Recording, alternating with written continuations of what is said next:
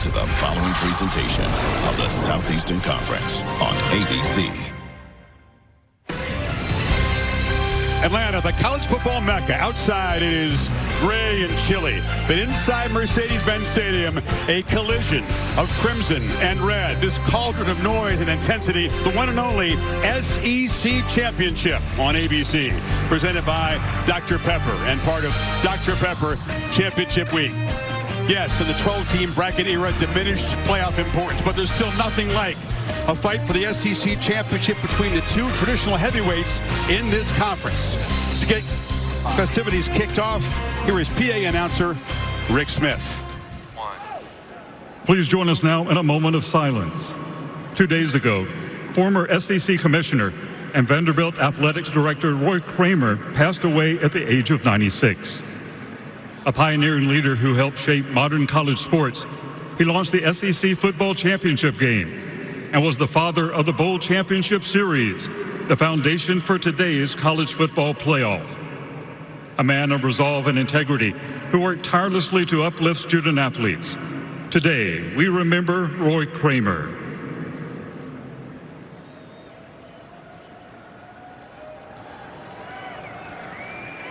At this time, we ask you to please rise if you are able and join us as we honor America with the playing of the national anthem, performed by the University of Georgia Redcoat Marching Band under the direction of Dr. Brett Bauckham, and the University of Alabama Million Dollar Band under the direction of Dr. Kenneth Ozello.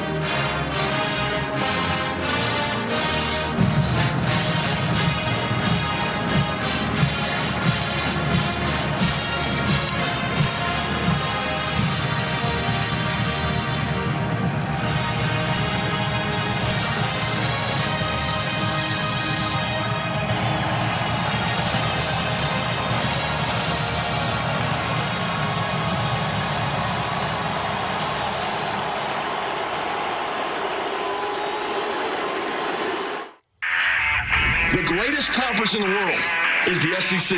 Adversity will come at some point. Give us some of that. We definitely have a lot of history. We're excited to get another shot. It's that time now. Give us some of that. If everybody is their best, nobody can stop us. Do your job right here. This is a ring game, so it means more.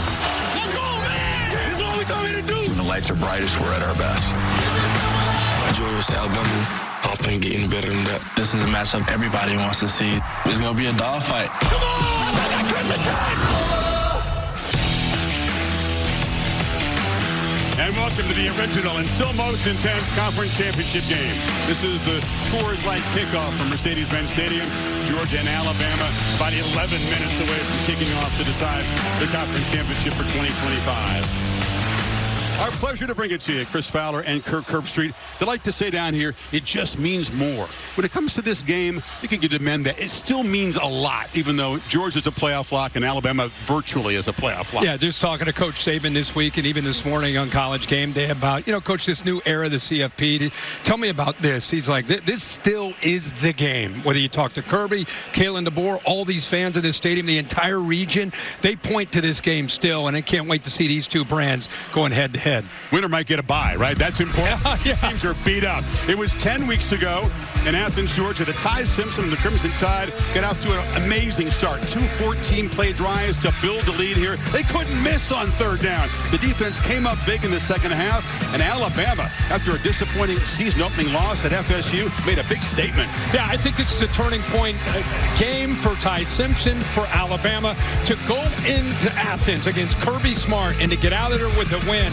I think it was a springboard, take a little souvenir with the hedges there, and I just think this is a confident team. I think Ty Simpson changed because of the third down execution that you mentioned. He was so decisive, so confident, and I'm going to see if he can get that going again against a defense from Georgia that is determined to slow him down and get out of his rhythm that he was in that night. Have to do it without Jam Miller, the top running back, injured in the Iron Bowl, that game-winning drive.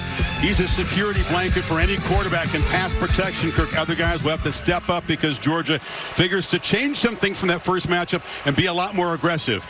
For the Dogs and Gunnar Stockton, well, they played in this game a year ago. It's 5th straight time. And Stockton, after Carson Beck left with an elbow injury, came on and sparked his team against Texas in the second half. Took this shot that we'll never forget. This shot will live forever right here. Boom. Off goes the helmet. He goes to the sidelines. They win the game with Etienne's touchdown run in overtime. Yeah, we didn't know a whole lot about him at that point, but obviously after getting a win, that created some confidence with the team around him. They really rallied around him, and here he is getting ready tonight to get into the SEC championship game in his first year as a starter, something he's dreamt about his entire life. I'll tell you, we've had him a lot this year. It's amazing how much he's improved. He and Mike Bobo as the play caller. This offense has really evolved.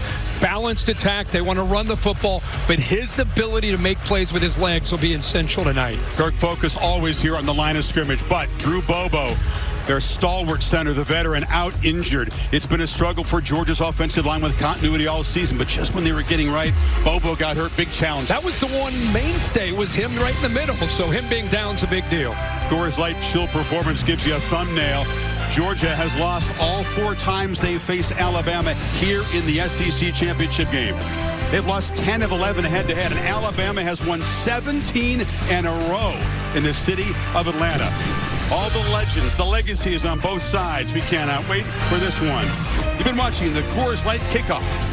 Back in Atlanta after this short break. Kickoff closing in, the Dogs and the Tide.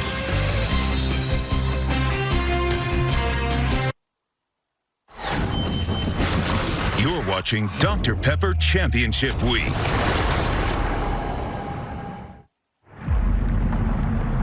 Glory isn't a place you arrive at.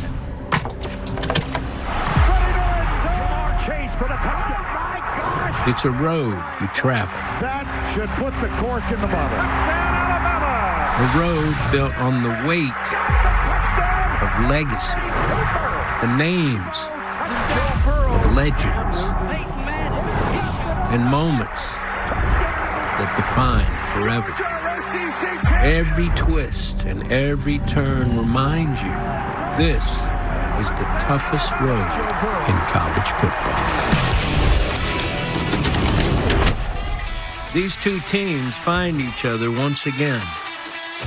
For Alabama, this road has been traveled many times before, and now they walk it again, looking to reclaim what's theirs. For Georgia, this road isn't about arrival, it's about return. They're not here to find glory, but here to remind you who it belongs to.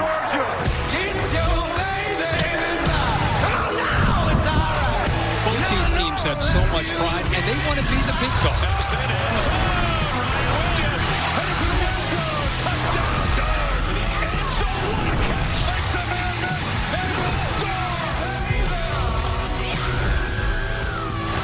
Resilient team in college football, the Georgia Bulldogs.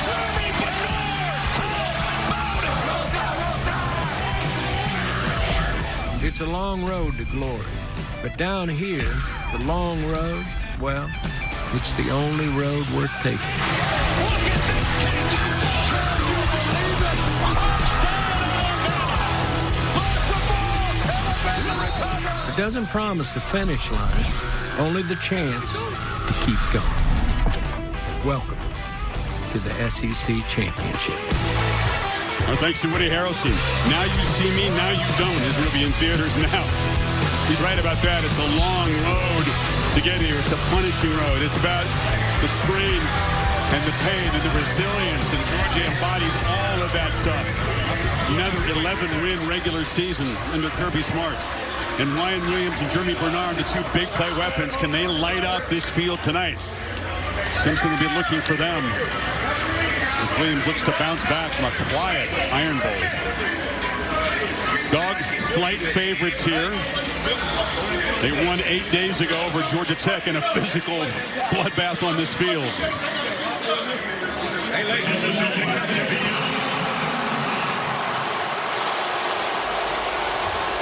It's Alabama who actually comes out first.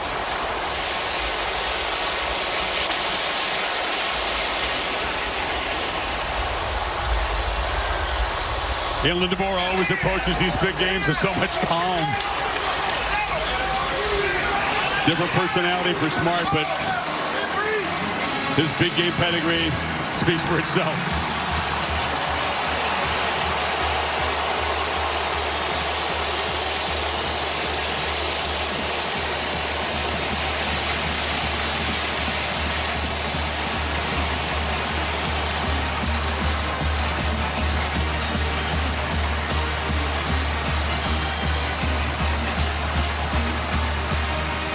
As intense as the regular season is in this conference week in, week out, it reaches a different level for this championship game. Yeah, totally agree. It's a different kind of juice, different kind of energy. You could feel it around the building the last day or two, and of course, especially now as we get ready for the coin flip and get ready to get this game started. Both coaches say, Kirk, that so much has changed for their teams since that game 10 weeks ago in Athens. Players have had to emerge and step up. Younger players much more experienced because some of the veterans, frankly, have been casualties of that punishing schedule. No doubt about it. I mean, it's obviously a different, both these teams are different and matured and very familiar with each other. Veteran referee Dan Gotro in charge of this officiating crew tonight. Guys, let's go to him. Congratulations on representing the Southeastern Conference in the 2025 SEC Championship game. I'm your referee, Daniel Gotro. This is your umpire, Walt Hill. Georgia, we were the designated visiting team. This side is heads. This side is tails. What is your call? The call is heads. It is tails. Which way would you like to kick? Alabama has won the toss and elected to defer their option to the second half. They will kick from the south end zone. Good luck, gentlemen.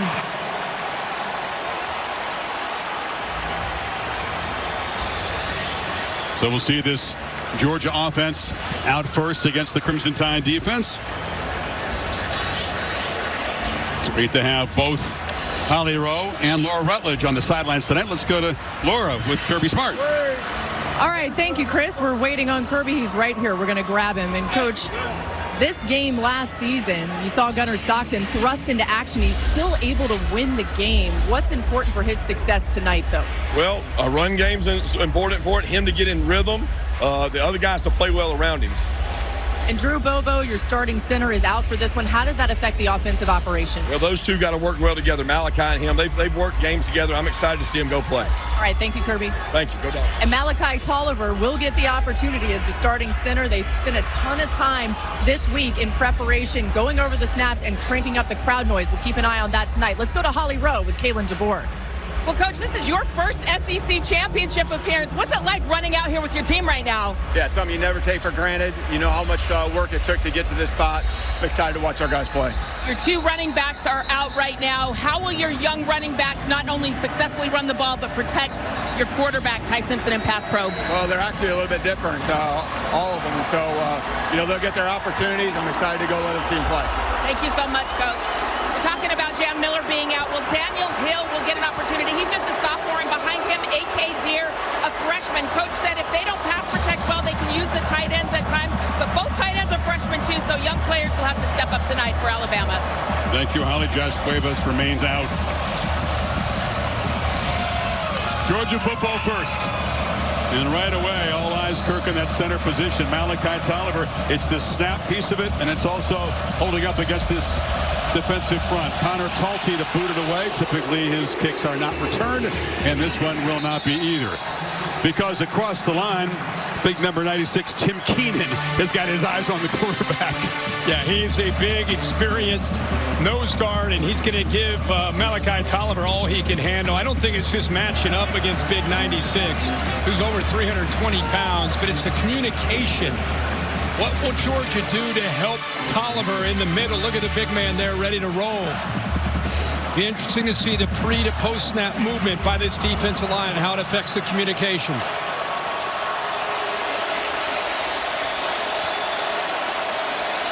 Nate Frazier is the starting tailback.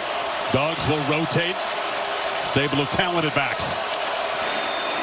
Quick pitch to the edge. Zachariah Branch is the dominant weapon of his team, and his speedster rips off a big gain. Keon Sabb drove him out. Here's the Burger King impact players. Well, Nate Frazier has established the run. Zachariah Branch on those quick screens. They want to get the ball in space, as you saw there against that blitz. Deontay Lawson, a veteran, 5-year senior. Really one of the glue to this defense is number 0, and then Bray Hubbard on the back end. They're going to get aggressive, try to blitz, see what they can do on Gunnar Stockton on early downs, especially first and second. Got 17 in the opening play. This is a QB run. Stockton lowers the shoulder and takes a shot after a 3-yard gain. You're going to see a mix of a lot of different looks early from Mike Bobo, the offensive coordinator, play caller from Georgia. I think one of the best in the country. Does a good job, especially early in the game. 12 personnel with 1 back, 2 backs. They'll give you a lot of different looks, see how you react, and then make his plan from there. Cass Jones, typically the 3rd down back, in on this 2nd and 7. It's Branch in motion. He's got it again on the edge. He's got some blockers, gets the outside, but the Tide do a good job stringing out. There's a flag down. Zabian Brown made the play. This is going to be on the Dogs. That's Dylan Bell in a hole. Holding offense, number 86. 10-yard penalty from the previous spot. Remains 2nd down. Intent on stretching the field with Branch early on, aren't they? Yeah, but the way they attacked him, that was Red Morgan, 16, who created that. They saw Branch go in motion. They immediately responded, expecting. Look how hard he went at Dylan Bell. That all Dylan Bell could do is hold on for dear life because how aggressive 16 came up against that quick screen. You call him a prototype nickel, Morgan. He has really come on strong in the second half of the season. What a great player. Now the Dogs face the 2nd and 17. Frazier hit and dropped behind the line. Flying through was Jordan Renaud. He's got to step up big. LT Overton, the starter, can't go tonight. Well, Chris, we just talked about it. Holly talked about it. Here's Tolliver in the middle. Watch this. Movement right there, quick movement that kind of surprised him by slanting back, switching the gaps. Really good call there to test that by Kane Womack, the defensive coordinator, especially on 2nd long. Switching gaps from one side to the other side of the center, caught him off guard. Womack likes the matchup between his defensive line and Georgia's reshuffled O-line, that's for sure. 3rd and 20. Bama fans making noise as Stockton looks to escape the pocket. Long way to go. He's going to be knocked down from behind after a short gain by Yanze Pierre, and the Dogs will punt. Yeah, that's what they wanted. Of course, they had the holding call, which got Georgia behind the sticks, and then the tackle for loss got him to 3rd and long. All they had to do there is rush 3, drop 8. Big concern there. You just want to keep your eyes on Stockton. Anytime he gets to 3rd down, his legs are always a threat, but a good start there for Womack and the Crimson Tide defense. The finalist for the Ray Guy Award, which goes to the top punter, is Brett Thorson, 4-year starter. Beyonce to boot it away. Cole Adams back for Alabama, waves for a fair catch, and the Tide will begin their first possession from the 17-yard line. Ty Simpson off that game-winning drive, the 4th down completion of the Iron Bowl, starts his first SEC championship game.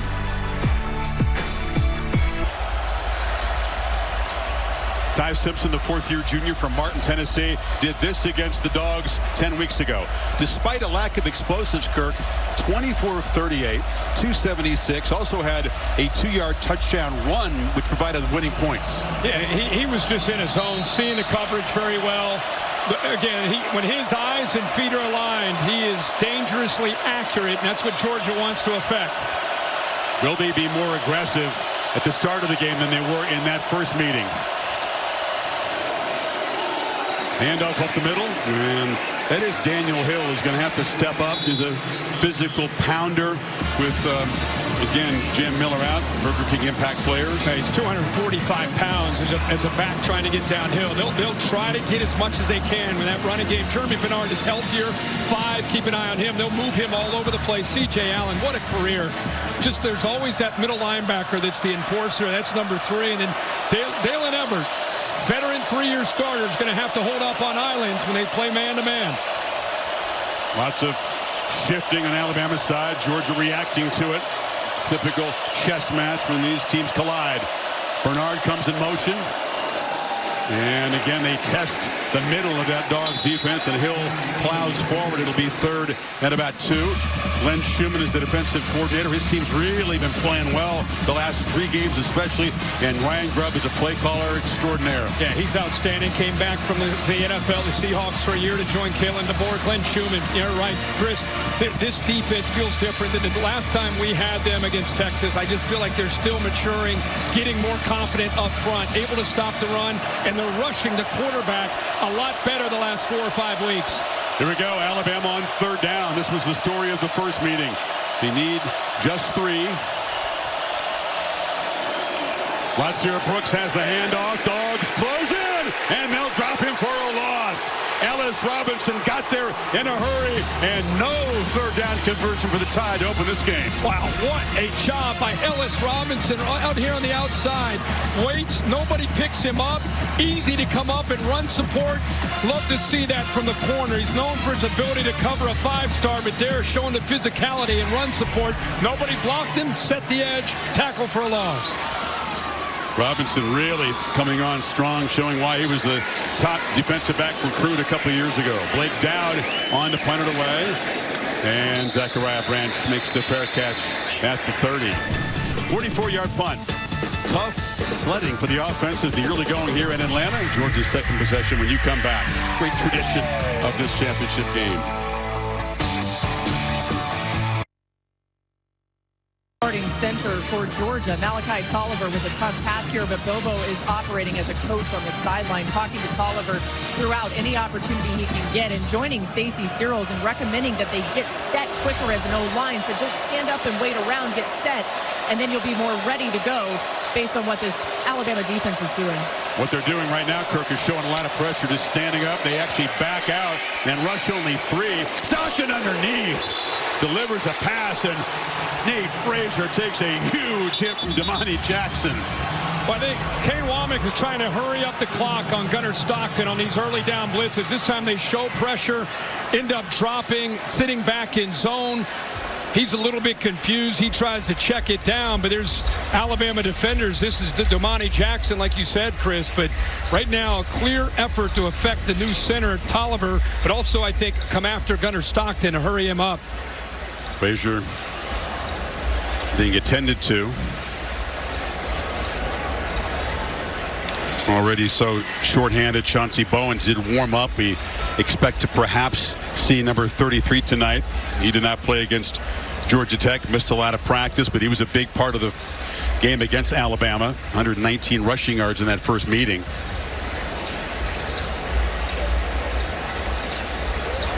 Frazier, though, far and away the leading rusher. Yeah, especially the second half of the season. He's kind of become the workhorse, especially with Bowen's last few weeks dinged up. A big shot to the midsection delivered by Damani Jackson, a guy who's perhaps extra inspired tonight because he was burned in the first game against Georgia. He got beaten deep by Colby Young. He also was out of place on a couple of runs and really did not play well at all at corner for Alabama in that first game. That's right. And Frazier is up, walking off. Maybe got the wind knocked out of him. And you're right, when Jackson went down, Dejon Lees had to step up. He's a totally different kind of corner at 6'4". But I'll tell you, Jackson made a really good play. You could tell they're so locked in on these quick underneath throws, whether it's to Zachariah Branch, that was a check down. They want to force Georgia to have to take some shots downfield, keep the ball in front, and rally to the football. Once again, it's 3rd and extra long for the Dogs here. Stockton to Cash Jones underneath, and he makes a good effort, but he's going to come up a yard short of the first down at the 39. Hill Green knocked him down. They go back to the same look that they had on that 3rd and 20, 3rd and 14 to show pressure. They drop that mug look. End up bringing Deontay Lawson late. Pretty good effort there by the 3rd down back, Cash Jones. Both series, though, Kirk, Georgia's gone backwards. It was a penalty the first time. The loss here. Not going to do well tonight from 3rd and 14, 3rd and 17 against Alabama. So here comes Thorson again. Booming kick. Adams watches it bounce over his head, and it checks up beautifully and goes out of bounds. So Alabama be pinned back about the 7 or 8 yard line for their second possession. Dogs not doing anything on offense, but controlling field position. Well, the moment almost at hand, noon Eastern time, the exclusive reveal of the final CFP rankings. And, of course, the 12-team bracket will be positioned. Alabama virtually in. Georgia 99.9 to get in. BYU losing the Big 12 championship game to Texas Tech. And it goes those 4 first-round games on campuses the night of the 19th, and then a triple header on December 20th. Yeah, if you're a Miami and Notre Dame fan, you're hoping for an Alabama loss. Pass across the middle, and quickly getting first down yardage is Isaiah Horton, coming off that hat trick of touchdowns in the Iron Bowl. Yeah, we were there. He had a huge game, did a really nice job, played with great intensity. Good job that time by Simpson, getting back, finding his primary target, and getting the ball out quickly. Going a little tempo now. Hill picks his way and is knocked down after about a yard and a half there by Xavier McLeod. Parker Brailsford in the middle of that offensive line. We've talked so much about the center on the other side, Malachi Tolliver, who stepped in. Good to see. The game we had at the Iron Bowl last week, Brailsford was just playing through pain. They really didn't know if he's going to be able to go, but he's had a great week this week.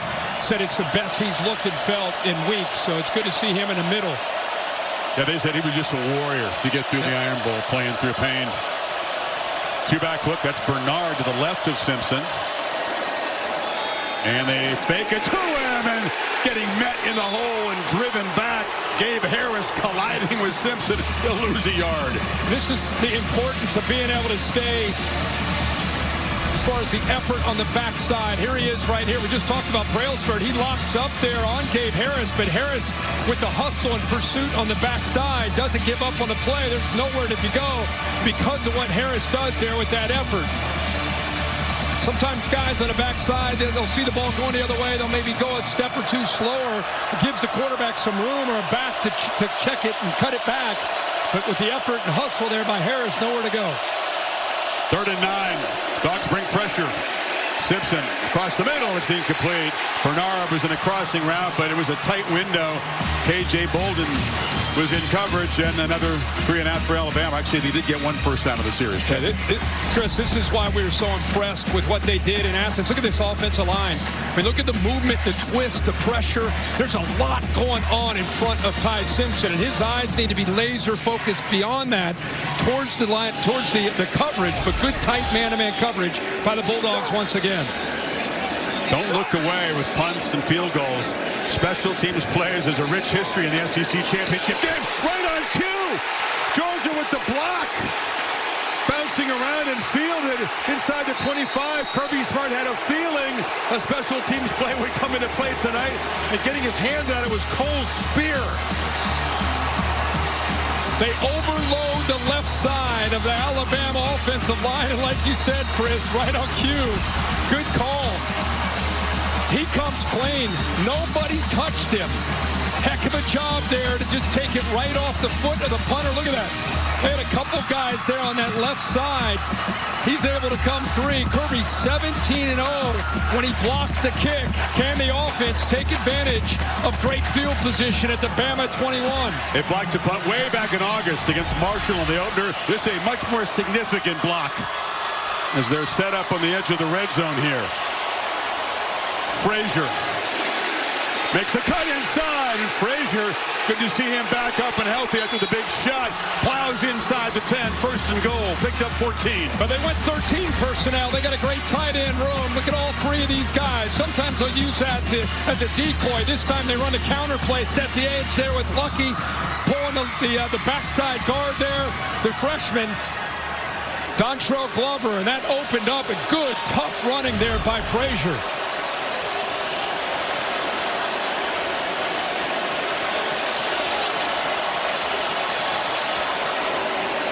Frazier again. Deep handoff and penetrating quickly off the corner was Xavier Brown. Met him for a short loss. London Humphrey, 16, coming right to you. He should have worked around that traffic and made that block there on Brown, but instead he got caught up with a little bit of penetration on that left side, so he's unable to pick up Brown. So good job there holding the edge by the Bama defense. First one of the situational red zone trips tonight. She'll be so decisive. Bell takes the handoff, fights down near the goal line. He'll be knocked down a yard short. The versatile ex-South Carolina Gamecock. Had kind of a quiet year. Yeah, he really has, Chris. He's a running back that plays receiver. It's a power read. Depending on the look, the quarterback can pull that and get underneath behind the backside guard pulling, or you give it. Here he gives it to Bell with that read and got him close. Now it's 3rd and goal.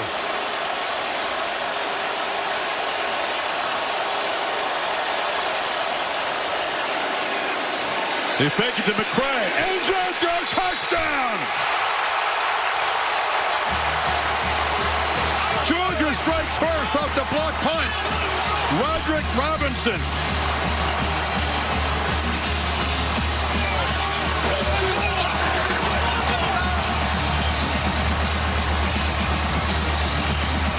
And I talk about Mike Bobo quite a bit and some of the play calling and the looks that he gives you. The fullback, he's really a running back lined up as a fullback, lost his footing initially, but with that 13 personnel, 3rd and goal at the 1, Bobo gives him a look. Look how fired up he is after that call. He gave him a look as a run, play action, boot the athletic gunner Stockton around the edge and find the open back out of the backfield.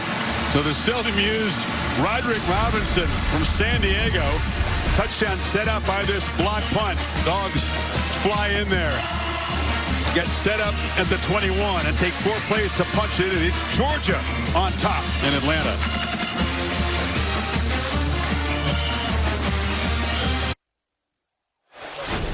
Luda got the crowd going earlier today. The T-Mobile SEC Championship concert.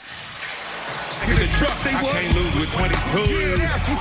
Running in the back to what? Better than the aqueduct.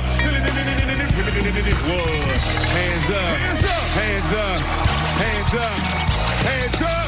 Welcome to Atlanta where the players play. We ride on the bangs like big beats, hit streets, see gangsters roaming. Parties don't stop till. Welcome to Atlanta where the players play. We ride on them things like every day. Big beats, hit streets, see gangsters roaming. Parties don't stop till. Parties don't stop till 8 in the morning. Atlanta's own Ludacris. Atlanta, where Alabama believes they're the kings of the town. 17 straight wins here, but down 7 early as Georgia gets the block punt, and the first career reception for Roderick Robinson is a 1-yard touchdown. Here's Cole Spira, guy who's kind of a special teams specialist. Yeah. I mean, a couple guys you just don't see a lot of times making plays, but what an effort there. But look at this. Robinson has 12 snaps all year. They line him. He's a running back lined up as a fullback. Completely surprises the Alabama defense that he's in the game and lined up at fullback of all spots, and he's able to sneak out virtually unnoticed.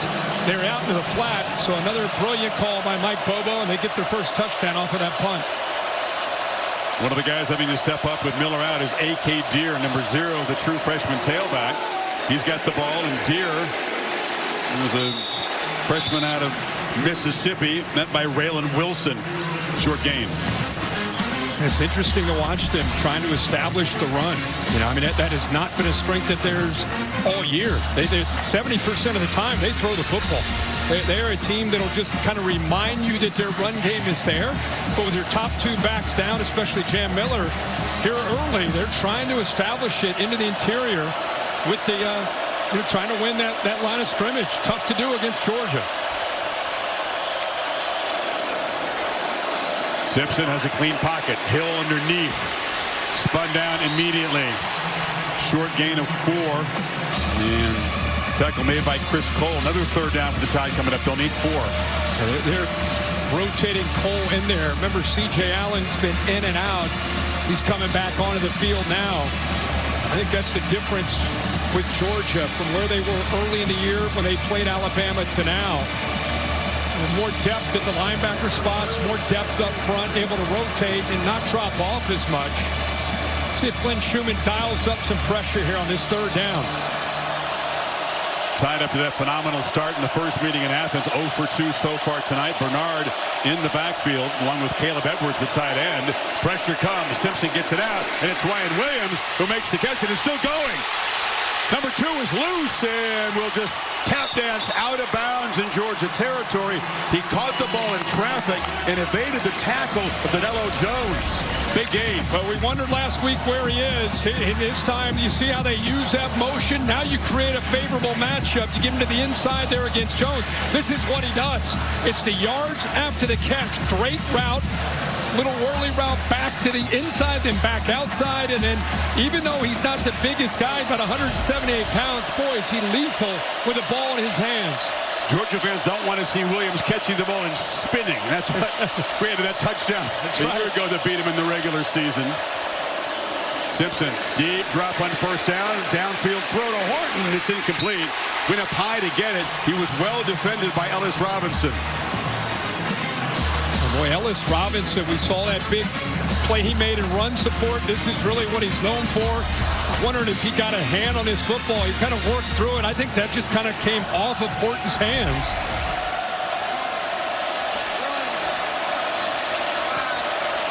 Bernard in the backfield there. Wasn't able to play a huge role in the Iron Bowl, but has gotten much healthier in the ensuing week. Simpson looking for him across the middle, but he can't escape. Georgia looking for him, too. Ja'Cory Thomas all over number 5, a 4-yard gain. Yeah, they blitzed Raylan Wilson, so it created a one-on-one matchup. Here he is in the backfield. The blitz comes from here, so now you got a matchup with the safety, which is exactly what Ryan Grubb would love to see. A little angle route, very close to being able to pull away there from Ja'Cory Thomas, but a heck of a tackle in space. Otherwise, he's off and running if he doesn't make that play. Needs 6 on this third down. Bernard motions over, 3 receivers stacked to the right.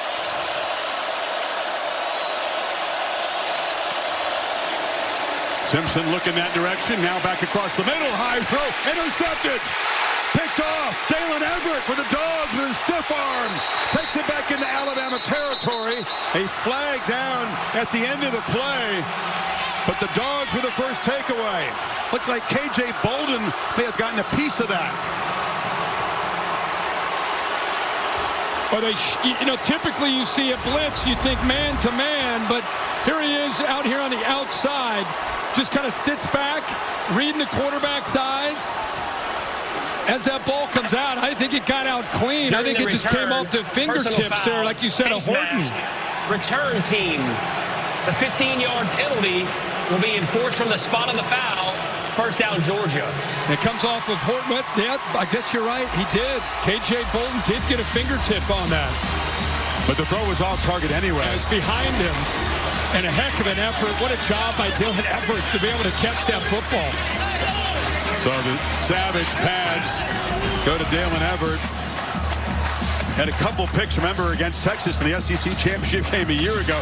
2 guys fighting, and he's going to be penalized at the end of the return. Yeah, he got the face mask, so instead of being deep into Alabama territory again after a big play, because of that face mask, they're going to come all the way back into their own territory. Looks like they're going to put him at about the 43-yard line. What is it about this game, though, and Everett? Again, defensive, most outstanding player in the win over Texas for those 2 picks. And an early one here. Georgia from their 43. Feed McCray. Bumps ahead and then falls forward for a couple. And Georgia's defense came up huge against Texas a year ago. Boy, he's been such a good player for so many years in Athens. Has great size, 6'1", 190.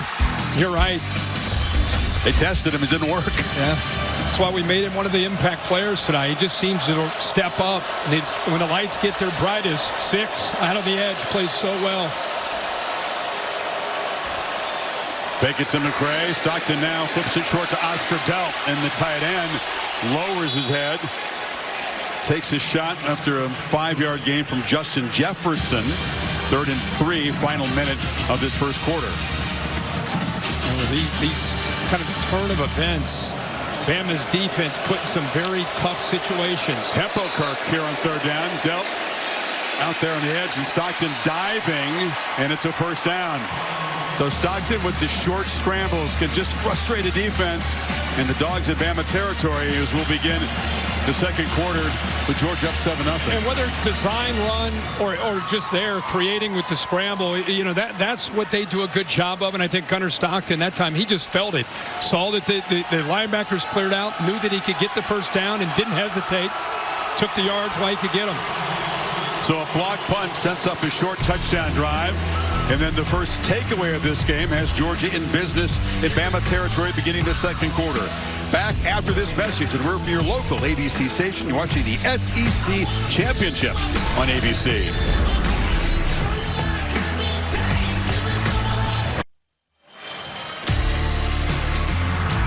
And welcome back to the SEC Championship on ABC, presented by Dr. Pepper. First quarter leads have not been decisive at all in previous Bama-Georgia games for the championship. Kirby Smart has lost 3 times after leading Alabama in the first quarter. It's a long way to go here. And the handoff to Frazier. And then first down run yields about 1.5 yards. Yeah, as we know, any college football game, there's momentum swings that go back and forth, but especially with the emotion in this stadium at the early part of this game. And after that block punt, things change quickly, favoring Georgia. Then you have the interception by Everett, continues to favor Georgia. This is where Alabama's defense, they're going to have to make a stand here. Frazier again, weaves his way through heavy traffic, just keeps those feet moving. Keeps churning and gets help from his buddies. He gets shoved for a first down to the Alabama 35. Picked up 11. Well, the big fellas got behind him. The tight ends got involved there. Williams, 10, the tight end. Boy, look at watch his feet. Just keeping kind of that balance. Kind of keeps the play alive. But look at the linemen. Look at that. It's like rugby. Just a herd of humanity just pushing him along for that first down. You're right, but you said it. It's a great lesson for running backs. Just keep the feet moving, right? Yeah. Bowens now spells him. And he tests the middle. Short gain. So much focus on Drew Bobo not being in there. Malachi Tolliver having to step in. The Dogs beginning to get a little traction here in the run game. And each rep Tolliver's playing, the more he's kind of getting over the whole noise about, oh my gosh, Alabama SEC championship. He's just settling into the game. And I think the guards around him, the experience around him, Gunnar Stockton, everybody helping out with an inexperienced center. 101 total snaps this year. It's a low number. 34 of those came here against Tech 8 days ago. That time, met in the backfield. Bowens driven back by big Tim Keenan. But right on cue, right when we talk about what a great job he's doing, Keenan's here. Whoops. Keenan's right here. And watch him move off of that block and able to kind of wrap him up. Boy, he moves so well for a big guy. Kind of had to earn his keep. So much depth when he was early in his career in Tuscaloosa. So many talented players. Instead of leaving, he just kind of worked his way through the scout team and eventually, last few years, become a big part of the Crimson Tide line of scrimmage. Stockton running all the way. Jones is a lead blocker. And Stockton muscling down near the marker at the 25. You're right, though. The juice in Georgia since that block punt significant jump. Oh, yeah, 100%. And when you have a quarterback like Gunnar Stockton, they do such a good job having the +1, meaning one extra blocker, because he runs the football. And there's, again, this time you see Cash Jones with the push there to get him forward. Going forward on 4th down, 2 big backs, McCray and Frazier in the game. Now they motion around. Stockton under center. Tackle over on the right side. They're going heavy right. Sneak and a 1st down. So they convert on 4th. That looked pretty simple. Look at this. Because they moved Freeling over, look at the defense. Look how they responded to the tackle over. Look at the gap over here. Very good job of kind of seeing how the defense responded to the tackle over. They went heavy themselves to cheat that way as a defense, so Gunnar Stockton went the other way. Delp crashing down to create the space. 10th play of this drive.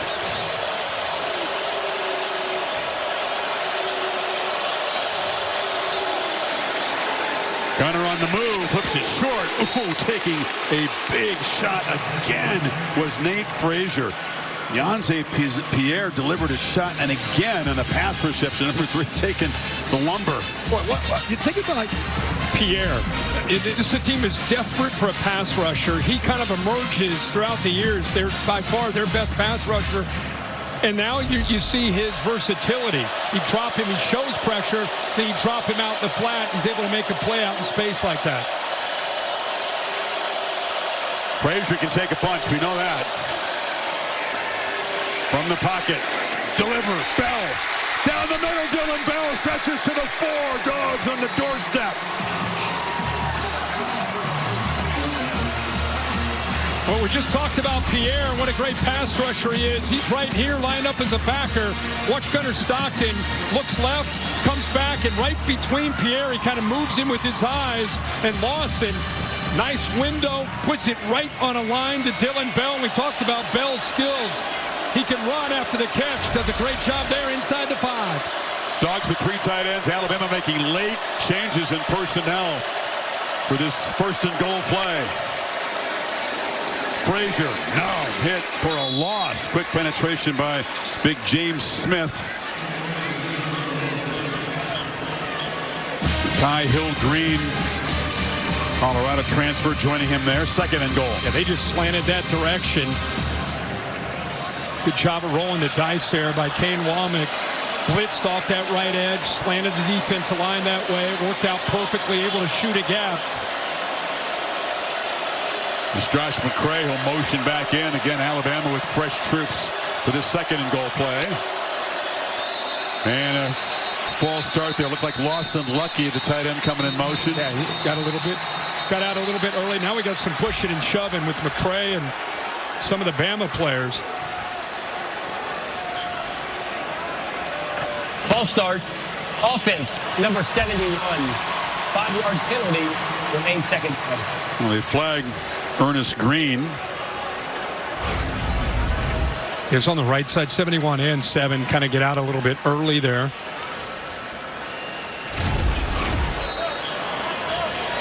Bama has 13 total plays. And Georgia, this will be their 13th play on this drive alone.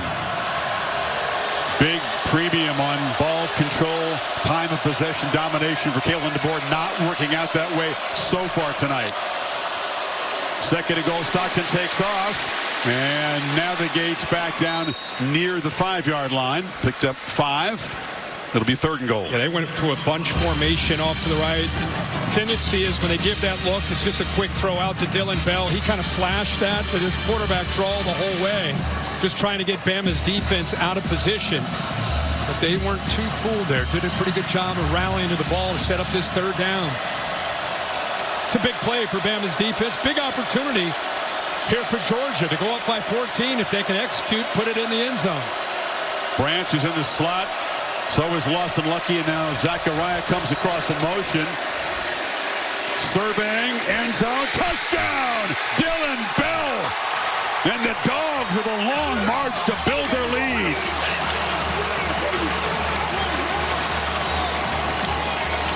Dylan Bell, a big part of that drive. Boy, they got a matchup that they love to see.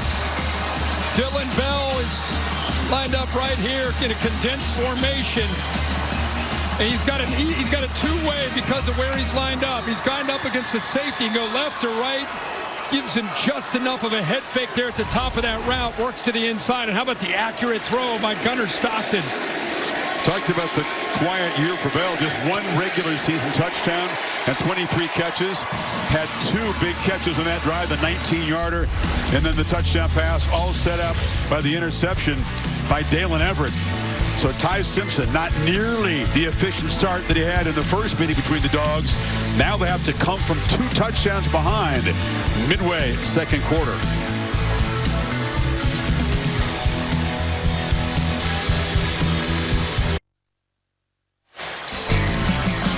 Back in Atlanta, Dr. Pepper transporting us to Fansville, where the fans are celebrating playoff February and waiting to see who's going to go for the run and trophy. Playoff February. Nice. He begins December. A lot of the intrigue gets ramped up tomorrow when the rankings are revealed and the bracket is all set up. Look at that. All 3 drives, 13 plays. They've been running the ball a lot. Kind of surprised me so far how much they've been determined, almost bullish about running the football. They really haven't been that kind of team most of the year. But Kirby, when he's up by 10 or more, he's 97-3. Except against Bama, where he's 1-3. That is the exception. High-speed highlights brought to you by T-Mobile 5G home internet. It was kind of a defensive game. Then we had a block punt by Georgia. They got the momentum. Big third down call there to get it to Roderick Robinson for a touchdown. Big interception by Dalen Everett. Got the ball back to Gunnar Stockton. And then another third down. This time he finds Dylan Bell. Well executed. Good job to create that matchup against the safety. And they go up by 14. How will Ty Simpson respond? And will they try to feature the pass game more? They have so many effective weapons who can make plays. And this is stutter step. Ryan Williams. That little move got the Georgia guys frozen, and he got around the edge. So dangerous. Missed tackle by Danilo Jones. Another shunt play, 21. Yeah. I think you look at him on film and you think he's quick, and then you get out in the field with him and you lose your edge. Here he is right there in good position. Boom. He has that little stutter, and he gets around him. Jones, by the way, is a great player. But he went right around him. I think they're going to see if he stepped out of bounds. You see Kirby at the top of the screen kind of pointing that he stepped out of bounds. Yeah, Kirby's pointing at a spot maybe back 10 inside the 40. Yeah. The previous play is under video review where the runner stepped out of bounds. Obviously, Williams is so twitchy. He's also got the long arms, and he can be hard to corral. He's effective with the stiff arm. Let's see again where that foot went out on the paint. That hat kind of obscures it. Looks like he may have stepped out of bounds. We'll bring in Bill Lamagna to see if his keen eyes can determine. It was a first down anyway, but that looks like it is out of bounds there, Bill. Yeah, that's where I have him stepping out of bounds. But like you said, he's still got the first down.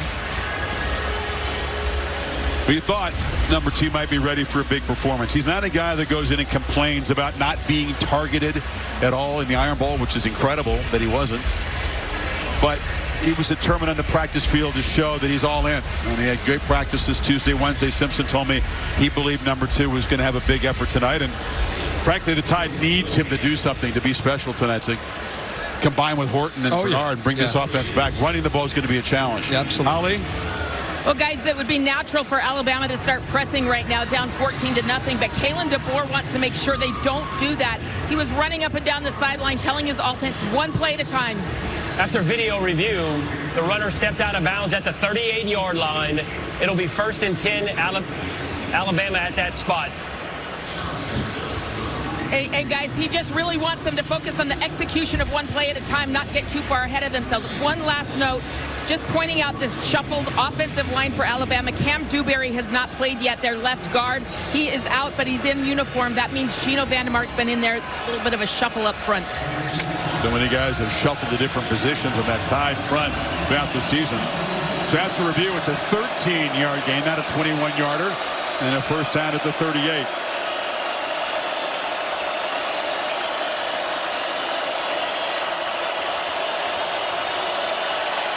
Two on the play clock. Just get it off. Simpson trying to buy time on the edge. Has to just throw it away. boys. Nobody open early. It's such a different feel than the game in Athens where Alabama was dictating things as an offense. They would get the third down. They hit their first 8 third downs. They protected. They ran crisp routes. They had separation. Back then, Ty Simpson, he was getting the ball out accurately. They're just not quite in sync yet against a much improved Georgia defense.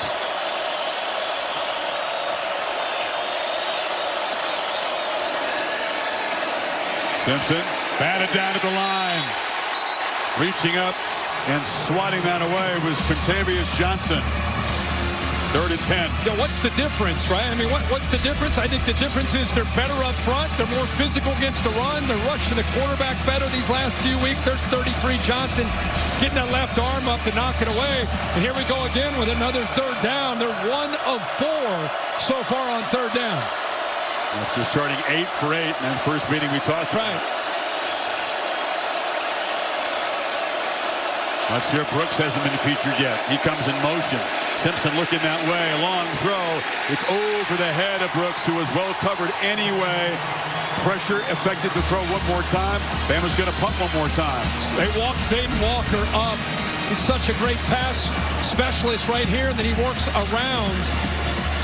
Really affects Simpson just by being in his face. You can in fact see Simpson fall off the throw because of that pressure from 10. Watch him fall off the throw. That affects his accuracy, but it was great coverage downfield anyway.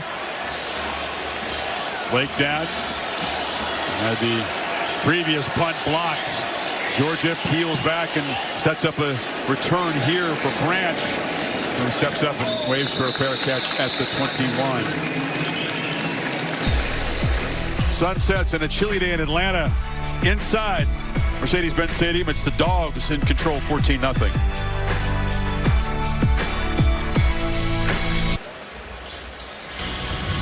AT&T with the CFP rankings. Texas Tech routs BYU, wins the Big 12, and in all likelihood secures a top 4 seed. 13 tackles for Jacob Rodriguez in that game. Yeah, what a great year he's had. BYU losing by 34-7. They already lost big to Texas Tech, so that's twice they've lost to Texas Tech. And I think even though it's a bonus game for them, I think the committee set themselves up for the BYU potentially getting beat like that to slide underneath Miami, which should be interesting tomorrow to have Miami and Notre Dame. But I think they could be side by side, which is what Miami fans have been crying for them to become head-to-head. The writing was on the wall, in my opinion, when Tuesday night's rankings came out, and now we'll wait to see what happens tomorrow. Bell on the handoff, and Dylan Bell, dangerous, found a crease, burst forward for 12 and a first down. Yeah, Bama loses the edge there. I mean, again, when you're prepping for Georgia, you know on early downs that they're going to run the ball out in the perimeter, and they're going to throw the quick screen out in the perimeter. They give you that look. There's just nobody out there on that edge of the defense. They lost the edge. Easy yardage that time for Bell. Georgia, 3 tight ends in the game. Stockton from the pocket, checks it down. Frazier going to be spun down by Damani Jackson after a short gain. Picked up 2. Lawson Lucky so important. These guys as receivers, as run blockers. First of all, nobody recruits and develops tight end like Georgia does in college football, right? There's 6 of them in the NFL. I agree. Yeah, 2025, Notre Dame's done a great job over the years, but right now with what they've done, the players they have, as you said, currently in the NFL, the depth that they have in this room, this could be the best tight end room, I think, in college football this year. They use them all. Haven't seen Elias Williams, the super talented freshman, get involved yet. Catch on the edge. It's Jacoby White-Helton. Just his 7th catch of the season. Picked up a couple. Will set up third down. See, again, there's the ball. Quick. They just try to stretch you. Make sure you honor and respect that edge out there, the horizontal edge to your defense. Look at the difference between making this tackle right there and not. That's about another 4 yards. That was Red Morgan coming in quickly. That would be a 3rd and 10, and instead it's 3rd and 6. Alabama trying to get off the field, trying to reclaim some momentum. Georgia has owned that. Bama's showing pressure with their backer, especially on that right side. Bunch of Tide players leaning forward. A lot of them back out. Stockton throws downfield, and maybe he was confused by that look. Zachariah Branch was on the route, but a miscommunication there. Chris, I think they affected his rhythm and his confidence. They walked up 7, maybe 8 guys. Look at that. All those crimson jerseys. And then you're right, they back out. You can see even on his follow-through, he did not feel comfortable. Didn't have his base underneath him. Ball sailed on him. Good job there of showing that look by Kane Womack, then dropping out of it, making him unsettled. They do their job, get the Georgia offense off the field. Such a part of modern defense, right? It's not how often you blitz, it's how often they think you're going to blitz. A lot of times. Just mixing that up, pre to post snap. High boot by Thorson, and fair catch made by Adams at the 24. So Bama's defense gets a stop. Now can Simpson in this offense with 5:24 before halftime get something going?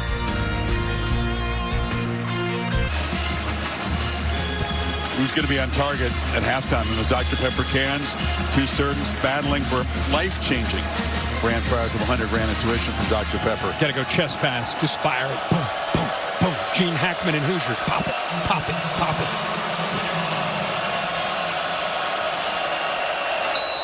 I don't know about chest pass, but Tyson's trying to get the forward pass going here. It's been a struggle for Alabama. Have not been able to run it well without Jam Miller. Would have been hard with him. And the Dogs' aggressiveness is troubling the quarterback.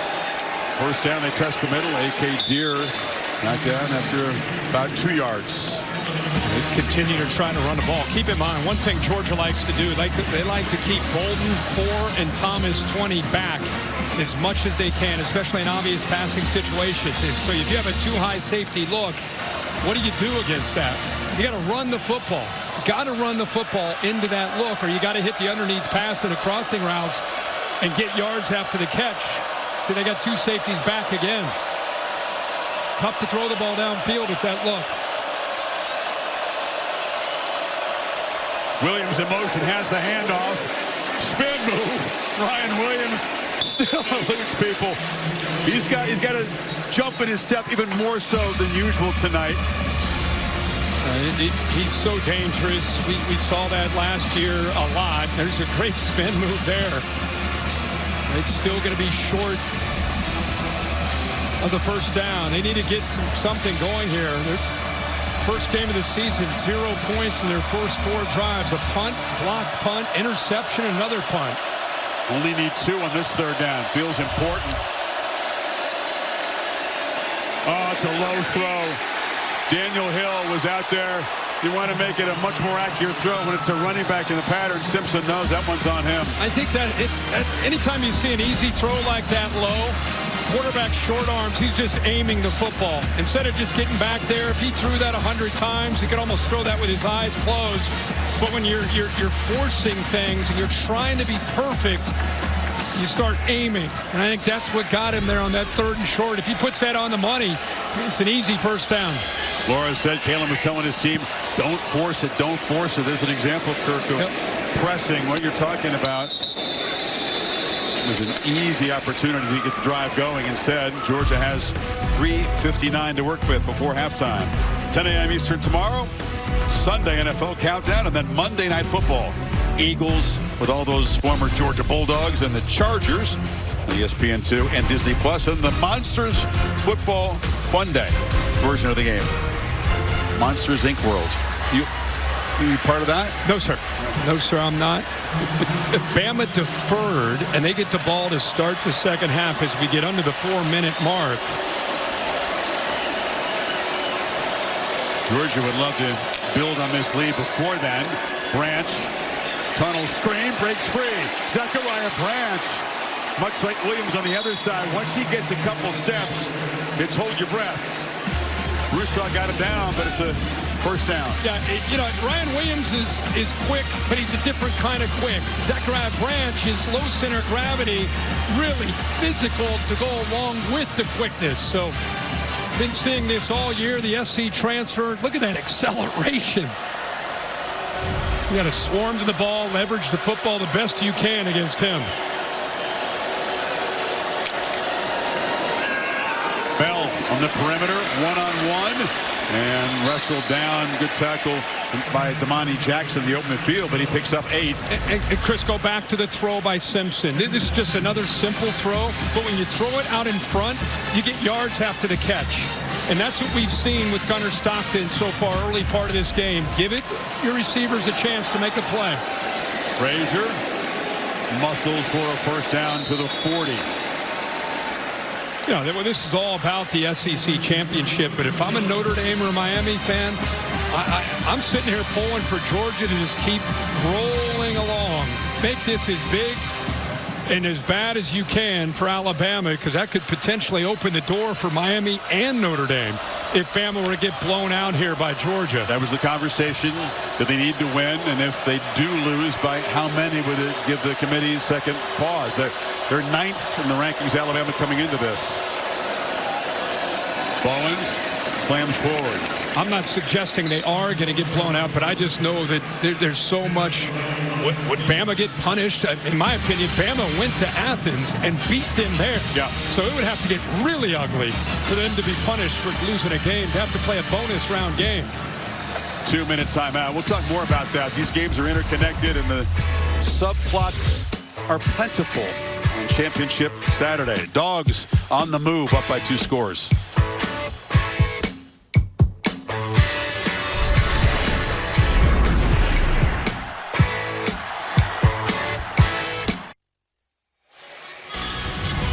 Everything under the watchful eye of the Baker's Dozen, the 13 members of the CFP Selection Committee, watching in Greater Dallas and Grapevine on the hotel there. A lot of experience in that room, and you know, you can win and reverse or remove all doubt. If you're Alabama, if you lose, you may have to sweat. Stockton on the move, and he was running all the way, ducks down after about 4-yard gain. Talked about the teams that are sort of on the bubble. Alabama at the moment 10-2, same record for Notre Dame and Miami. Miami with the walk-off field goal to win the season opening game, and Notre Dame 10 straight wins since then. Yeah, Bama, the one thing that doesn't show that they beat 4 ranked teams in a row, not just the best win at Georgia, but I think it's the amount of good wins that they have that is probably the best thing on their resume, better than anybody else at this point. So they just need to show a pulse here and start competing and get back into this game. Bowens is dragged down. It's not easy to tackle him in the open field, and that was a nice play by Justin Hill to drag him down short of the marker. Yeah, he's right on the inside right here, and then he works out. You're right, Chris. What a tough ask of him to be able to make this play without even making a horse collar, because he's chasing him down from behind.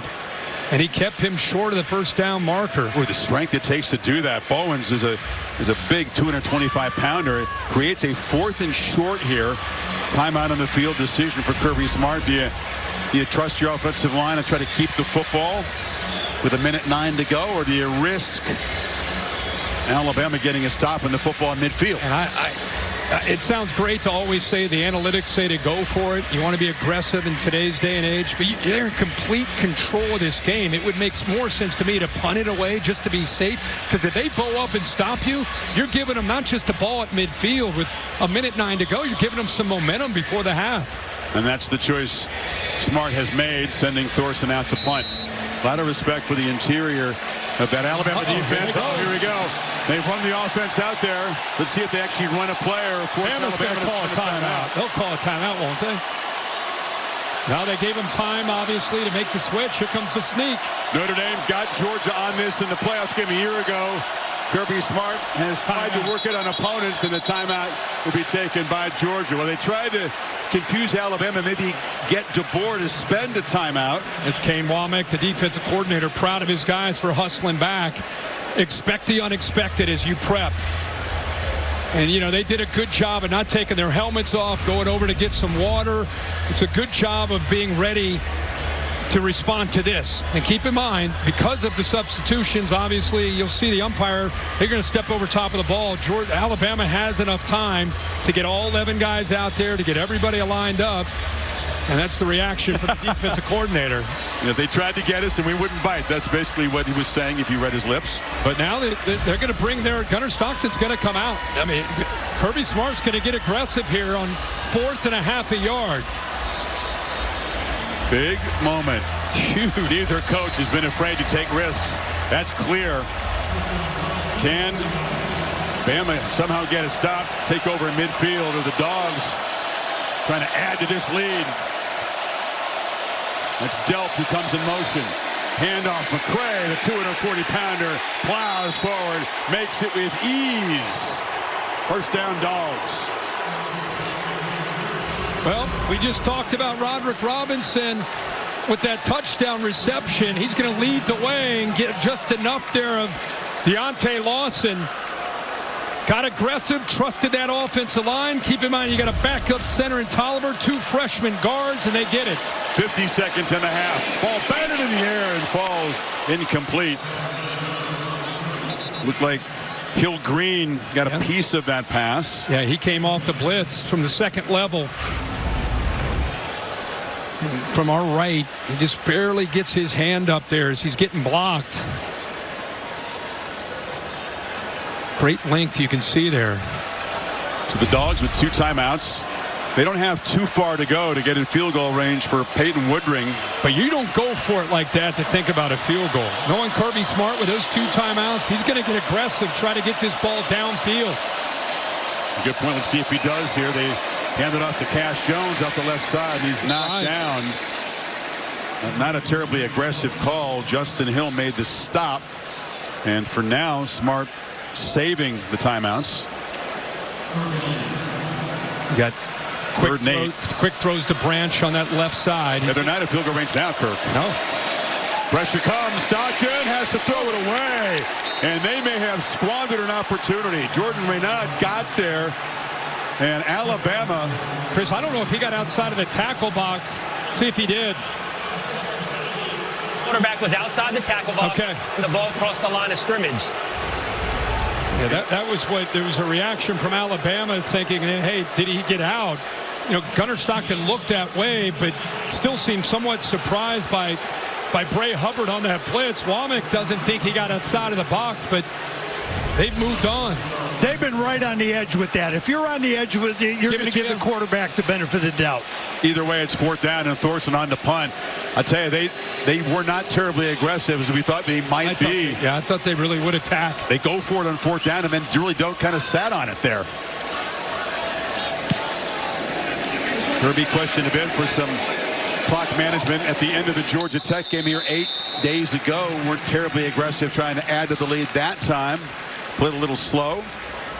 So with 15 seconds to go, Tim Tebow, the last quarterback to beat Alabama in the city of Atlanta in the SEC championship game in 2008. They won 17 in a row since Tebow and the Gators got him here in the 08 championship game. And then they came back again in 09, and Tebow had another opportunity against that Alabama team. That was Nick Saban's first SEC championship, and went on to win a national championship against Mack Brown in Texas that year. So the Capital One halftime report, Tim, Roman Harper, Jordan Rogers, Laura, just 15 seconds away, and what they'll have to talk about is Alabama needing to regroup and reboot from the end zone.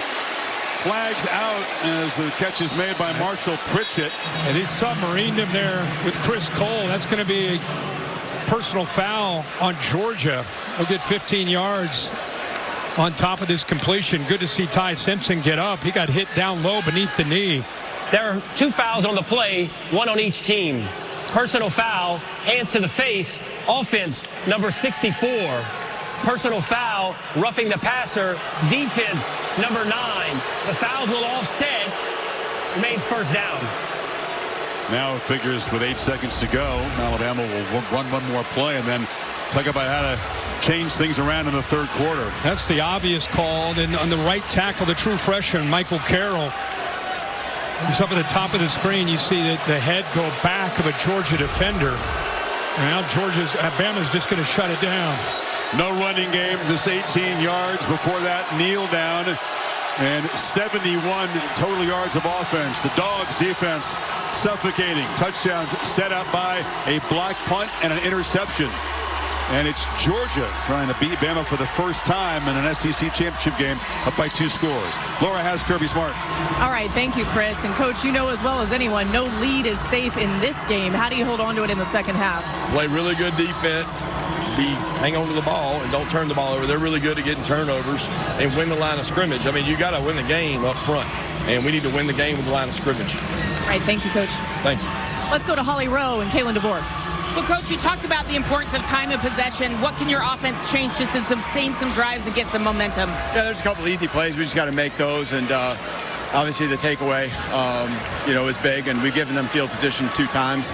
That's where the 14 points come from. What do you say right now? Keep playing. We get the ball to start the half, and it's a 4-quarter game for a reason. Thanks, Coach. Yep. No panic, but Simpson must improve a lot on a 5-for-12, 53-yard and 1 interception performance. So the gang with the Capital One halftime report will come up next after these messages. You're watching the SEC Championship on ABC.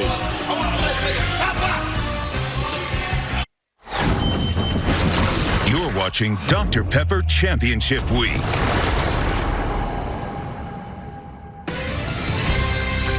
Buckle up for the second half of the SEC Championship on ABC, presented by Dr. Pepper, part of Dr. Pepper Championship Week. Dogs up 14-0, but no lead has been safe in this head-to-head, and Kirby Smart knows that very well. Against Alabama, when leading in half, he's 0-3, and that includes the national championship game in this building when the Dogs were dominant, led 13-0. Remember before Nick Saban made the quarterback change, bringing on Tua Tagovailoa, came back and won it in overtime. The IHG Hotels and Resorts first half stats brought to you, and this is a similar stat line for Alabama's offense as that championship game years ago. When they made a switch. Yeah. Obviously not going to do that tonight, but they do got to get their passing game going. They tried to run the ball, averaging 1.9 yards a carry. They've got to obviously, at this point, down 14. This is where they're going to have to rely not just on Ty Simpson, but the offensive line to do their job. And more importantly, the receivers. They're not getting separation. They're not getting open. Ty's back there holding the ball often, but to think Jeremy Bernard would only have 1 reception for 4 yards in the first half. Their most versatile weapon, no parts so far.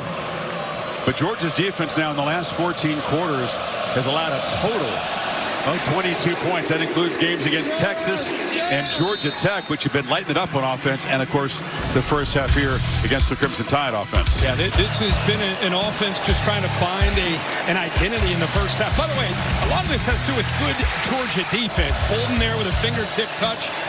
Everett with the big interception here on a 3rd and short. Simpson just trying to be perfect there and aim the ball. He's got to try it. They got to find a way. Ryan Grubb's got to find a way to get Ty Simpson in that zone that he was in Athens. But it's a very different Georgia defense, playing much better at all 3 levels, much more connected, much more physical, and much more aggressive in their approach. See if they can finish the job. Play fake on first down. Simpson on the move. He's got Latsier Brooks. I mean, look at that. Talented wide receiver, but nowhere to run as Rashawn Dinkins ran him out. I mean, there's just nowhere to go.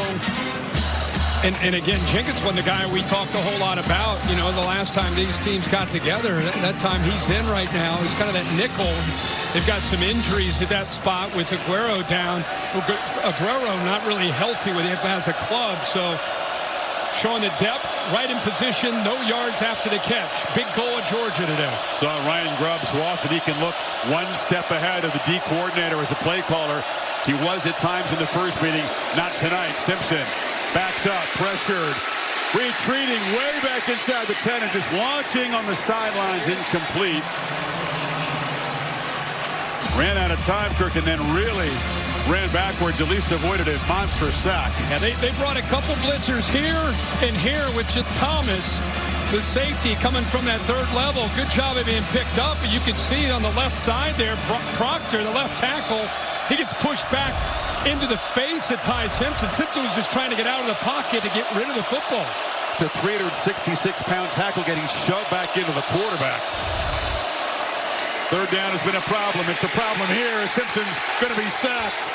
Ja'Cory Thomas safety blitz. The Dogs defense starts the third quarter the way they started the game. I mean, Glenn Schumann and Kirby Smart, boy, they have a plan. They showed blitz here. They dropped. They end up coming from both these same blitzers as the previous play. Wilson, the linebacker, Thomas, the safety, just don't quite have the numbers to be able to pick it up. And a heck of a job there by Georgia. Boy, just setting the tone to this second half with a 3-and-out. This defensive resurgence, not unexpected because of the brilliance of Smart and Glenn Schumann, but this was a team that was diced up by Tennessee, Ole Miss, Alabama in the first game, and has been suffocating. Zachariah Branch has room to run. Branch dives down near the Alabama 40. And Georgia set up in beautiful position after the sack and the punt. Well, they could not have designed this any better. This is what you missed if you're just tuning in. A block punt in a fairly low-scoring game early. Georgia able to capitalize, able to throw a touchdown pass to Roderick Robinson. There's the tip ball that was picked off by Everett. They turned that one into a touchdown, so they're up 14. And really felt even bigger than being up 14. Looks like Justin Jefferson walking off the field after that punt, being helped off the field. A heavy limping. Important part of the linebacking core plays special teams. And now again, Kirk, it feels like Alabama's defense is up against it to avoid going down 3 scores. Totally agree. With the way their offense is playing, they just cannot afford to get down 21-0 right now. 24-yard return by the electric Mr. Branch. Frazier. Short game. Does Georgia look like a football team that you want to see placed across the bracket from your favorite team when it comes out tomorrow? No. I mean, are you kidding me? No, the way they're playing D right now. Hey, that's a credit to Kirby Smart, Glenn Schumann, the entire offensive and defensive staff. In this world of NIL and portal, you know, it's sometimes tough to develop guys, but this team has clearly been through a lot, and they sure have grown up. Playing their best ball late in the year. Stockton pump fakes, and that checks it down, and quick short completion to Frazier. Resilience, you know, hard to kill because they have fought from behind so often, and that resilience, boy, how important is that when you get to the postseason, having to come through tough times? Ohio State was battle tested a year ago. Yep. They made their run. Yeah. It's tough to go through those tough times. You're hoping to win through those tough times, which they were able to do to find ways to win in the fourth quarter. But they are a hardened team that is playing with a lot of confidence. Stockton, Branch, known for his electric big plays, makes a short gain, first down in front of Jackson. How often do you see this? Quarterback makes a throw on third down. I was wondering what he was doing. Did he not like the throw? But he was making sure there wasn't a fumble. He wanted to make sure that ball's not out. I mean, how many times do you see a quarterback make a throw 12 to 8 to 10 yards downfield? It's up. I got you just in case. Georgia playing with a little tempo now, trying to build momentum. Pump fake. Stockton. Sideline route. Catch made by Lawson. Lucky. Everything working for Mike Bobo in the offense right now. It's first and goal. That's a good job of selling the quick screen to Zachariah Branch. Watch a little shoulder. And now you go deep to take this safety. And then you go the rail route down that sideline to Lucky. Nothing you can do there really to defend it, because if you're going to come up, you got to react to one Branch being out there. The safety's got to react to the deep threat, and it's a nice bubble right there, and a heck of a throw. Good job of selling it there by Gunnar Stockton. Kirby Smart, Kirk, has lived the pain of those surrendered leads against Alabama in the second half, determined to build on it right here. Ball batted down. He was trying to find Taylor on a slant. Hill Green got a hand on it. That's a touchdown. That's a walk-in touchdown. I don't know, if he doesn't make that play, that is easy touchdown here to the true freshman Taylor. Good effort there. Nick Hill Green got up, climbed the ladder. And again, if he doesn't bat that down, we've seen him do that a couple times. That's a touchdown with a bust on the back end there.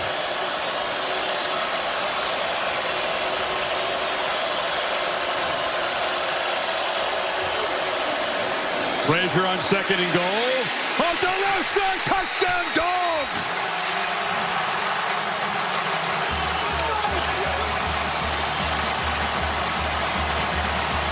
quick start to the second half for Georgia. Set, force a punt, short field, punch it in.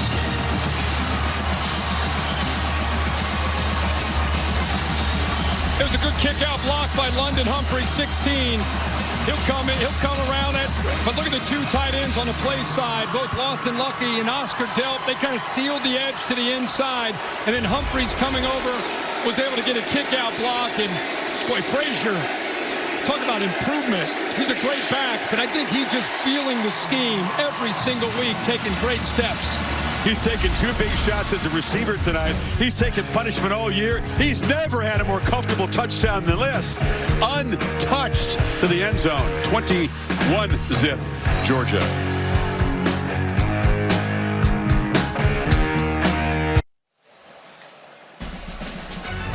When we're done in Atlanta, the scene shifts to Charlotte. Tony Elliott and the Virginia Cavaliers trying to win their first ACC title since 1995.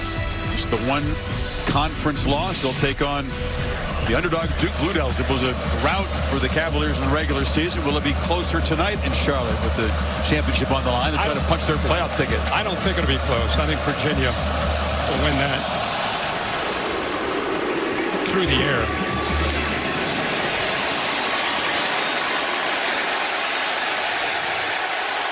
Helmet ripped off.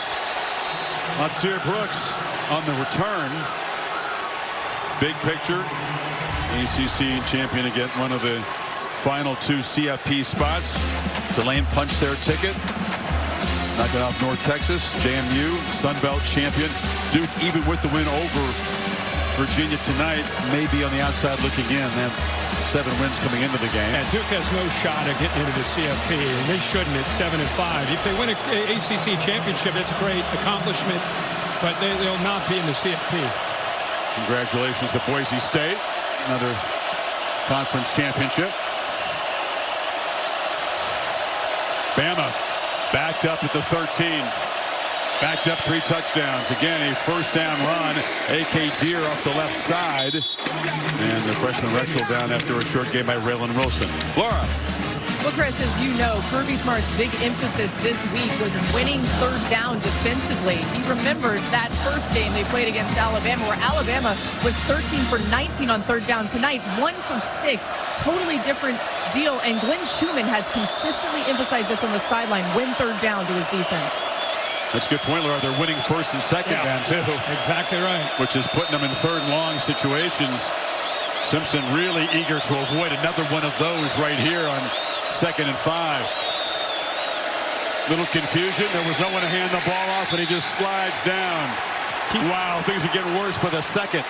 Keep in mind, you're playing with a freshman back. You got Daniel Hill, 4. He's got some experience, obviously, but 0. A.K. Deer probably has a very bright future, but he miscommunication there with he and Ty Simpson. Boy, 62 total yards of offense, 4 first downs, 1 by penalty. Better off throwing it away right there. He took a 5-yard loss, and here comes another one of those third and longs. And here comes the pressure. Comes a blitz.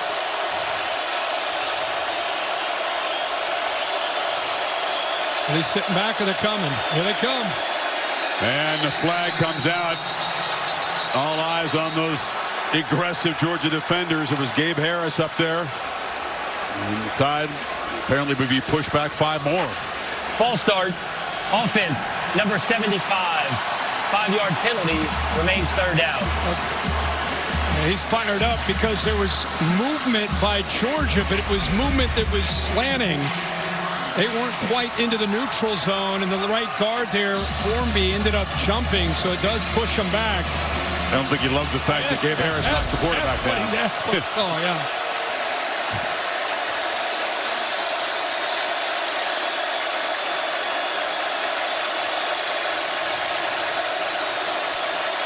Simpson looking to launch from the end zone. Underneath. Pritchett, long way to go. The tight end is going to be knocked down well short of the first down. And that Dogs defense, with Chris Cole making the stop, gets off the field again. Is Nakobe Dean out there? Is Jalen Carter out there? I mean, this looks like Georgia defense, right? They're living up to the standard of the Kirby Smart era defense when it comes to winning the line of scrimmage, running to the football, playing with so much confidence. So often this year we ask ourselves, is this the Georgia defense when the Vols and the Rebels were moving up and down the field on them? Had to grow up. Had to grow up. And they have.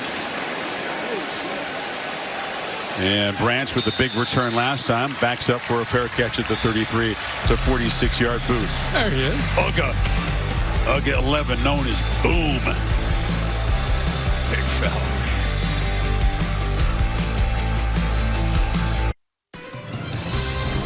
The SEC Championship on ABC, presented by Dr. Pepper, is brought to you by T-Mobile. Experience SEC like an MVP. With T-Mobile, you get America's best network and exclusive on-the-ground experiences. Every play is better with T-Mobile. See those 4 Alabama victories over Georgia in the SEC Championship game. Some of those really high-scoring, typically competitive games. Kirby Smart knows the job's still far from done, but a very positive start to the second half. They add 7 points to the lead. Dolphins' defense is still barking loudly. Last time Bama had a first down, 8:40 remaining in the second quarter. Only 4 for the game. Bell, handoff inside, there's heavy traffic. It's too crowded to make any room over there. Holly. Well, guys, injury issues starting to creep up for Alabama. Linebacker Justin Jefferson, who's tied as the leading tackler on this team, he can return the lower leg injury. I haven't seen him in there yet. But this is really big news. Xavier Brown, their corner, who was so good in the Iron Bowl last week, he is out and unlikely to return.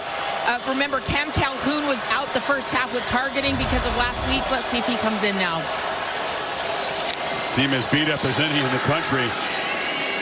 Now trying to get after Stockton, who escapes, and Gunnar Stockton slips out of traffic and dives forward for 8 yards. Well, they able to do a good job of pressuring him and finally have a chance. I think Georgia gets away with a hold there by the freshman 63 Glover. No call there, but they had eyes on him, but still able to show you what he has as far as those legs. That's why he's so dangerous to defend. He's throwing the ball so much better, so much more consistently. But then things break down, and you got to contend with him creating. 40 yards rushing for Stockton, who is the leading rusher for the Dogs. Now here looking to throw, and catch is made by Humphreys. A nice cushion over there. Easy pitch and catch in front of Bray Hubbard. Yeah, they went maximum protection. I mean, everybody had 2 tight ends in. You had the running back in, create a one-on-one, but they got a personal foul. Hands to the face. They're going to bring it back. But that was an easy matchup against Hubbard. They missed a hold a couple plays back, but this time they get hands to the face on 63, who actually held. That's Glover. This time they'd see that right hand getting up there on Tim Keenan. It's nasty in that pit. It sure is. Big glove shoved in your face. Face mask scraping across the front of it. Nullifies the big gain and sets up a 3rd and 17.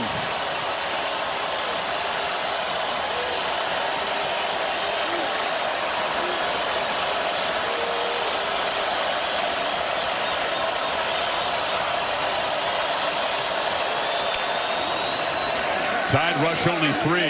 Stockton across the middle. You knew he was going to have time.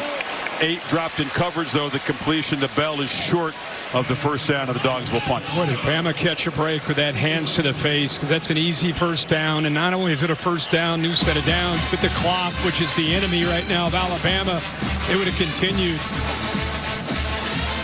Kirk, this is an Alabama offense that, although they do create explosive plays really slow. Their average seconds per snap, 120th, I think, in the country. They average, 6.6 plays per drive. So methodical long drives are what they've been known for.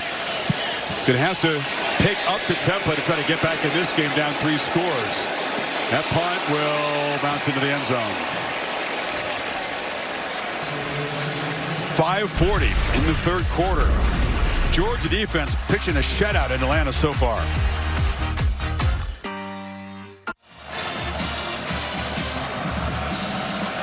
Midway 3rd quarter. Dogs shutting down any attempts by Alabama to run the football. They've gained 24 rushing yards. You factor in the sacks. They have net 8 rushing yards.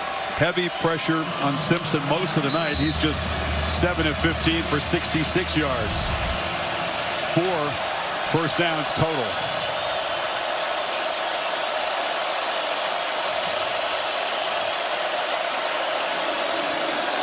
Play fake. Long throw. Again, it's low. This throw is perhaps affected by the pass rush from McLeod. Didn't quite get to Hill.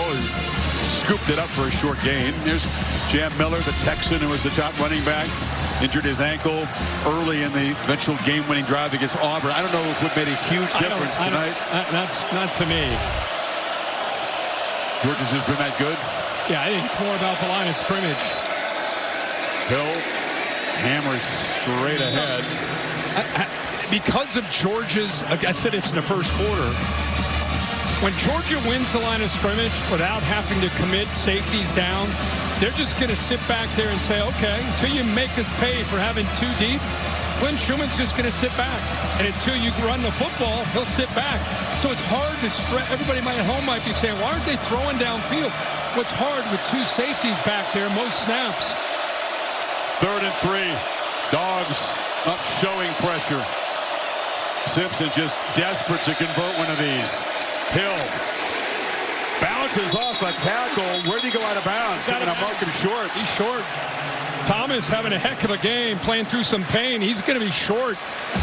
Miller's a better receiver as a running back than Hill is, just more experience in that. So they're perhaps missing Jam in that area. 4th down again. I would love to keep track of how many yards Alabama has after a catch on the entire night, because it's not very many. When they make a completion, there is a Georgia defender right there, not just right there, but making tackles. Got 54 yards on the entire night, yards after the catch. 4 straight 3-and-outs at a time when they've needed points to cut into this lead. That punt, not particularly good. 37-yarder, bounces out of bounds.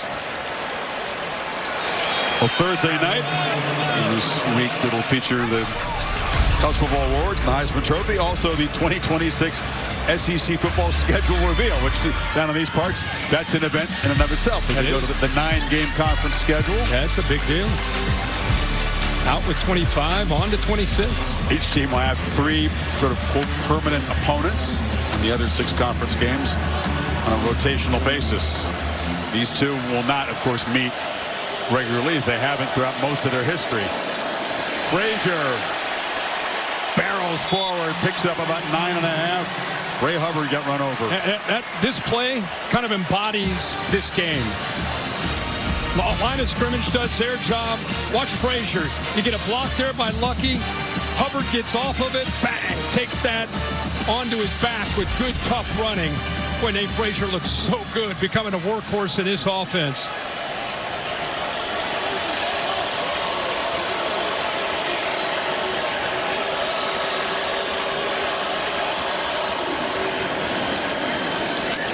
So many coaches, preach physicality. You hear it every week, but Kirby Smart lives it. He talked this week about how much they hit. We don't just get checks. We hit as well. And if you don't like it, you can leave. And when you leave, you want to watch where those guys transfer to. If you want to put them on the schedule.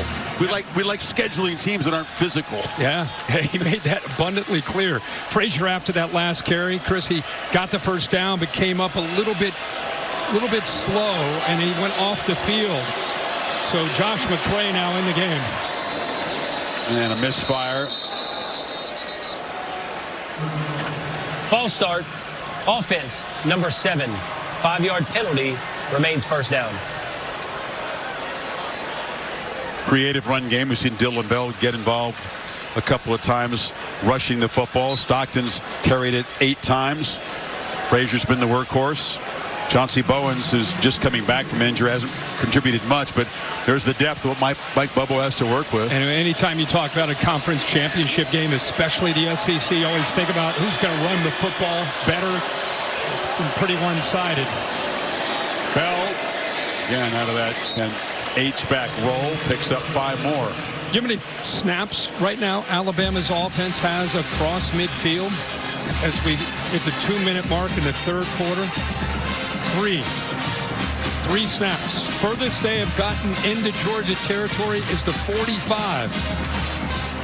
They only have 30 total plays. Remember, they ran 77 plays in the first meeting. They ran 24 more plays than the Dogs did and dominated time of possession. Georgia turning the tables on them here this afternoon. McCray hit in the backfield and wrestled down for a 3-yard loss by Justin Hill. And Justin Hill out of Cincinnati with the Winton Woods High School. Very good program, and he's playing early in his career. He's been forced into duty with Jefferson not quite healthy, but he's been playing more and more these last few games and holding his own. L.T. Overton's absence tonight, perhaps being felt by this Alabama front. He's a veteran, plays that bandit position. 3rd and 13. Jones checked down, has some space, but again, he's just not going to get there. They're playing off him. These 3rd and longs against these defenses just almost impossible. And I almost feel like Georgia, with this lead, not that they're taking their foot off the gas, but very different mindset. Still, you know, obviously aggressive, but just playing smart. Working the clock. Had a few penalties there, but they're just trying to play smart, keep that clock moving. Don't want to turn the football over, give anything to Alabama too easy. The way their defense is playing, just keep Bama, make them have to go the long way.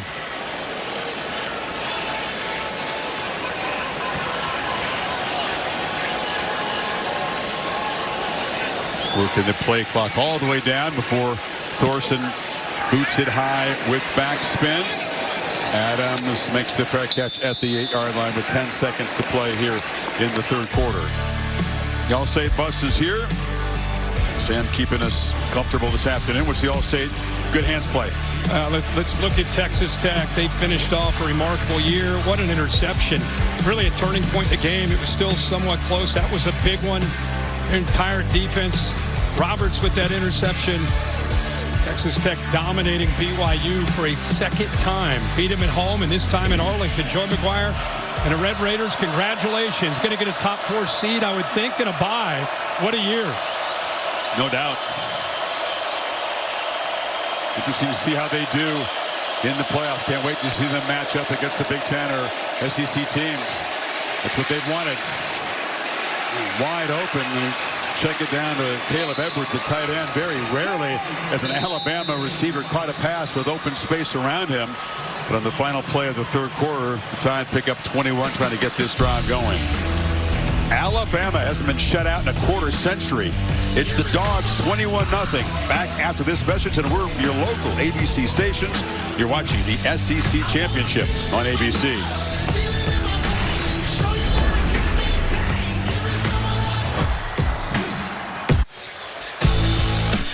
Set for the 4th quarter, the SEC Championship on ABC, presented by Dr. Pepper. It's really been Georgia almost from the start. And Alabama with 15 minutes to play to try to cut into a huge lead. Needing electric plays right now. Hill across the middle, another short throw. Makes a couple yards after the catch, picks up 9 before Cole got him down. Well, now you got to go fast. You got to really crank up this tempo. Not something they typically do, of course.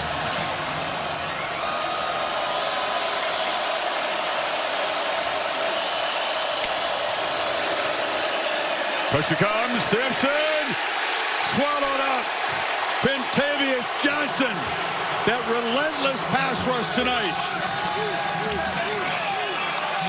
It's a flag down, by the way, in the defensive secondary.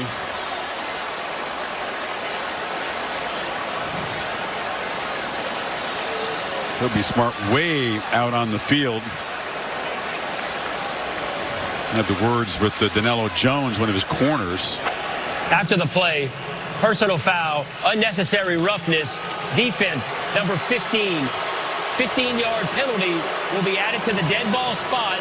First down, Alabama. Very costly. That's on Jones. Chris, I just want to show you the importance. You see it all the time. Quarterback's pointing out the mic and which way you turn the protection.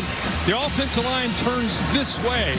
And watch what happens with a blitz in the end. You got a 2-on-1 situation. Line turns one way, back tries to come over and help. Doesn't really step up to help out on that blitz by Chris Cole, but he turned the offensive line the wrong way, and the pressure came the other side. So the sack counts. It would have been 3rd and a mile. That dead ball foul gives Alabama a first down to the 45. Simpson ball batted in the air and caught. Edwards on the carom as the ball just kind of fluttered into his hands. Bama needs every break they can get. It was tipped by Everett. Man, that's about the first break they've gotten tonight. Blitz off to right there from the corner. Everett, ball goes in the air. The way this night's been going, you'd think that C.J. Allen or Raylan Wilson would have picked that off, but they catch a break with a freshman Edwards with a heads-up play. Another short throw over the middle and pick up about 4 to Hill. Yeah, Georgia's keeping everybody back. Go back to that penalty with DeMello Jones. This is after the whistle. Obviously, that's what made Kirby. You saw Kirby over on the sidelines jumping up and down. That was what he was frustrated with. Not just the penalty, but one of his players with a 21-point lead doing a thing he just can't do. It's a mental error. Horton jawing, but they're always going to get the retaliation. Oh, dropped by Hill in the flat. You're definitely seeing the absence of Jam Miller come into play here. He's just an accomplished receiver out of the backfield, a trusted target for Simpson. Hill, that's not his natural role. No, not at all. And, you know, some of the other backs that are younger, but the tough part with them is when it comes to the protection. It's a classic case of Hill just hearing footsteps, looking upfield before he's able to catch it. It's 4-down territory for Alabama. Needs 6 on 3rd.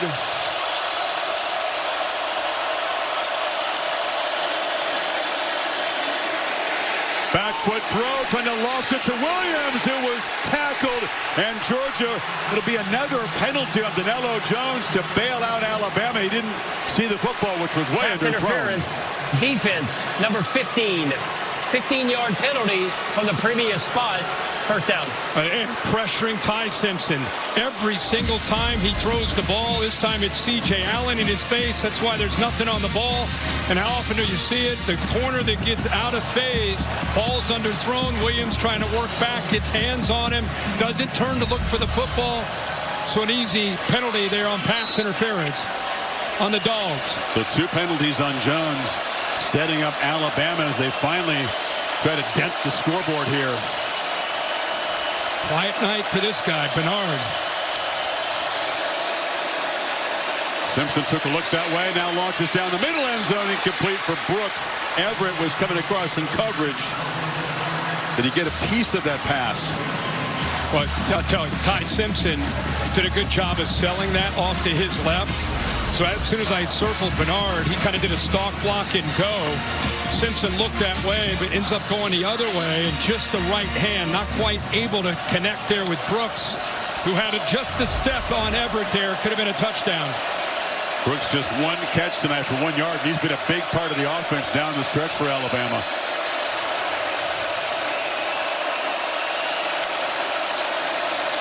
Pressure again. Lofted toward the end zone. Williams could not come up with it. Defended by Ellis Robinson. And they keep bringing blitzes, and until you make them pay for it, they're not going to get out of it. One-on-one, can you beat them? Ball's there. Ryan Williams just drops it. Right there, right through his hands. I don't feel like he's ever been a natural ball catcher. Like he just doesn't seem to have those natural hands. Earlier this year, the ball would be going through his hands into his chest. That time it was right where it needed to be, and it just went through the hands, and they missed another opportunity. Would have been a good catch, but a play they needed to make. He's had 8 drops in this season. That's a lot. 3rd and 5. Underneath, it's Bernard, who never drops the ball. Working free. Jeremy Bernard still running. He will score. Touchdown, Alabama on the board, finally. Well, you were calling for Ryan Williams last week. I've been calling for Jeremy Bernard tonight just because he can do that. He could be arguably their best football player on the Alabama roster. You got to just find different ways. This time they use motion, try to get him into the screen, the middle screen. That play right there on K.J. Bolton, the stiff arm. And then Dalen Everett, another stiff arm. 91-yard drive, Kirk. And they did play with emergency in tempo, only took 2:37. Now those two major penalties on Jones played a huge part, but suddenly it's back to a 2-score game. Bernard finally announces himself as an impact player in this game. 21-7 Dogs, 12:33 to go in Atlanta.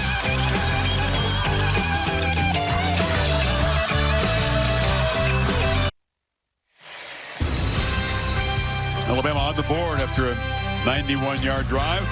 Jeremy Bernard, a 23-yard reception from Simpson, turned a short pass into a big gain finally. They've rarely done that tonight.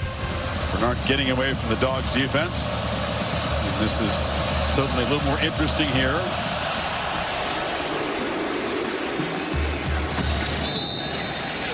Players Spotlight brought to you by Tecovas. The center was the focal point with Drew Bobo out tonight. How's Malachi Tolliver done? You know what? He's done pretty well. You lose continuity when you lose a veteran center.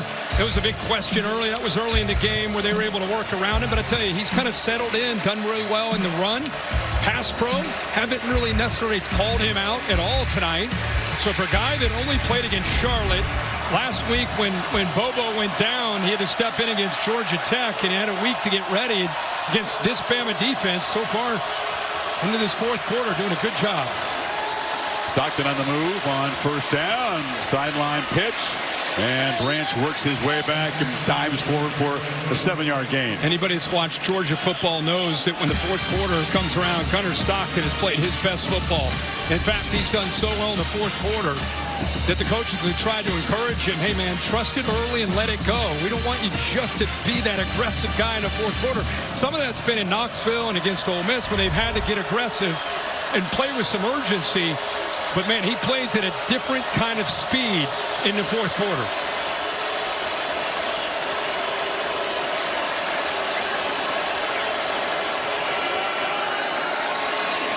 Pump fake off the edge, and it's complete to Delp for a first down. So Bobo calling a couple passes. Yeah, important to answer for Georgia, just because in this dome right now, it's, you know, you can't tell with all the crimson and red, but it does feel like a 50-50 crowd. Alabama, for the first time after that touchdown, their crowd's starting to feel good. If they would have gone to 3 and out, boy, they give the ball back to Bama, that's a different story. But a couple throws, staying aggressive, trusting the quarterback, they get a first down here.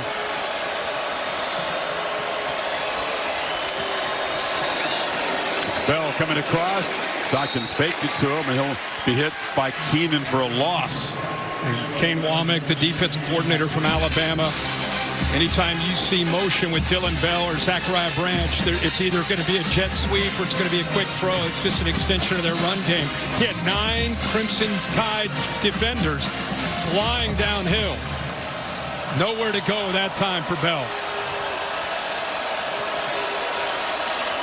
Keep in mind, Holly told you Xavier Brown is out of the game.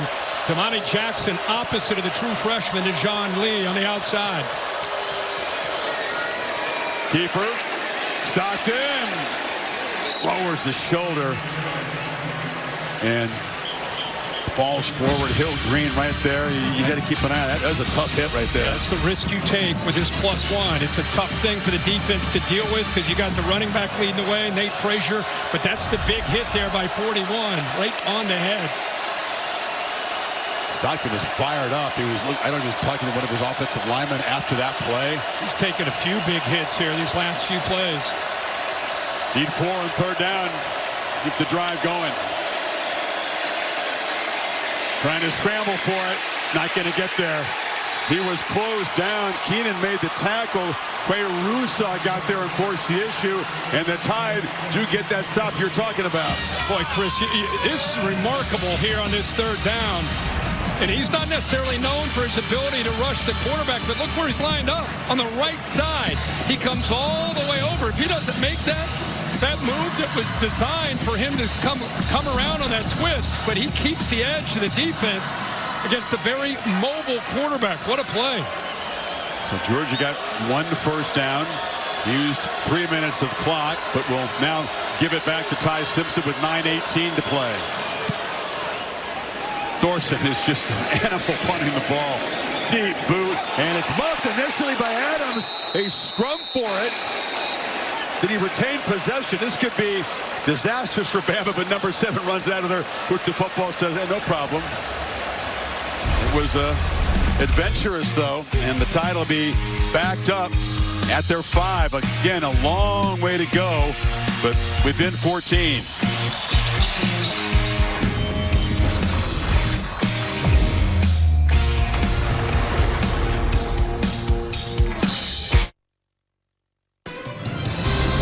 The SEC Championship on ABC is presented by Ice Cold Dr. Pepper.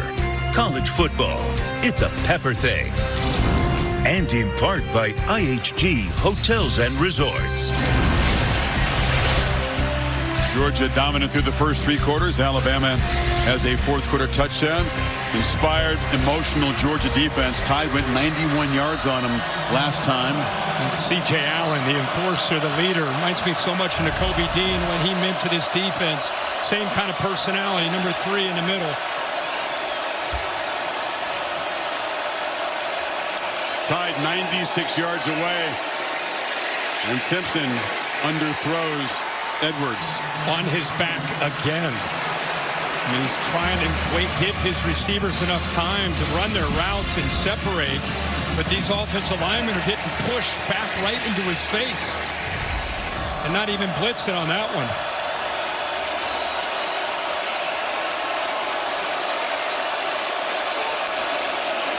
Pressure comes again. Ball out. Catch made. And it's Bernard. Tried to create some magic there after the catch. Knocked down a couple of yards short of the marker by K.J. Bolden. Third and short. Starting to find ways to get Bernard the football. Remember, he had that big touchdown. Had a couple broken tackles. Big 3rd down here for both teams. Under 9 minutes. Been a story from the start. Alabama just 2 for 10. Most of them a lot longer than this 3rd and 2. See if they bring those backers. They've been very, very, very effective by bringing linebackers. Hill moves back in to perhaps block the blitz. Simpson flips it out, drops. Caleb Edwards, the tight end, big shoes to fill. Josh Cuevas just can't go, and he's an example of one of the young guys that has to step up and play a bigger role in the drop there in his 4th down. Offense on the field. Yeah, offense on the field. You need 2 scores. He's just kind of leaking there, but there's your guy, C.J. Allen, right at home. They didn't blitz him. Let him sit there and read the eyes of the quarterback. Maybe the ball game for Alabama. Keep hope alive. Got to have 2 here. Long throw, no chance. Bernard was intended receiver. Pressure came again, but that was way off target, and the Dogs will take over in the red zone. And a long, low percentage throw on 4th down and short. I mean, you're trying to get it to 5. He was stacked. But like I said, that is a tough throw to make to the wide side of the field against the best corner from Georgia. Don't know if that's where DeBoer wanted the football to go from that reaction. It's been a little fuzzy for Ty Simpson tonight. It was so clear, so efficient 10 weeks ago. It's been a massive struggle against this Georgia defense, and now the Dogs, they just hammer the nail in here. Take over from the 12. Knockout punch opportunity. Their home crowd senses it and feels it. They want a quick touchdown. Or a slow touchdown. No, let's take a touchdown. That's a good point. Even better. Sudden change.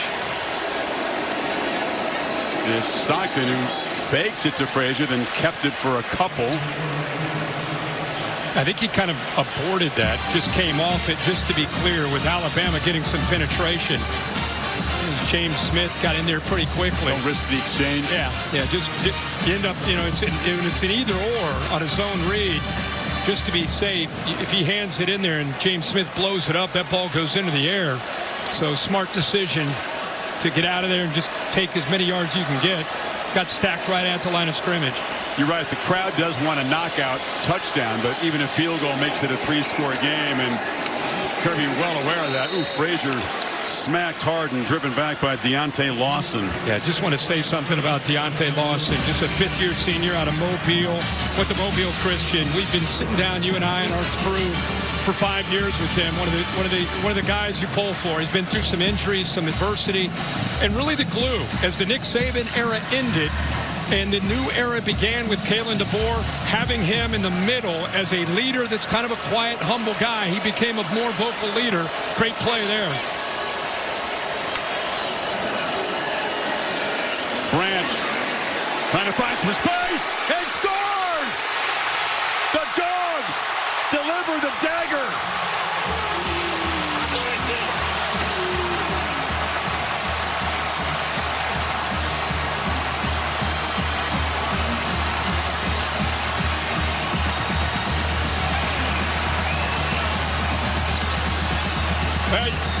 Kane Womack, first thing he said is we've got to leverage the football, especially when Zachariah Branch has it. We can't give him space. Pretty good effort here by the block by 7, Lucky, but watch his instincts right there. Foot in the ground, stop and start, and then the acceleration. As good as anybody, if not the best in the country, but just the natural instincts as a ball carrier after he makes the catch. So dangerous. Give the assist to Lucky with that block in front of him. The way that Branch has evolved, he was kind of a secondary weapon, kind of a jet sweep, bubble screen kind of guy. They really featured Colby Young early. He got hurt. Branch has stepped up tonight. Look at the acceleration. Dogs back up 3 scores, 6:51 away from an SEC championship.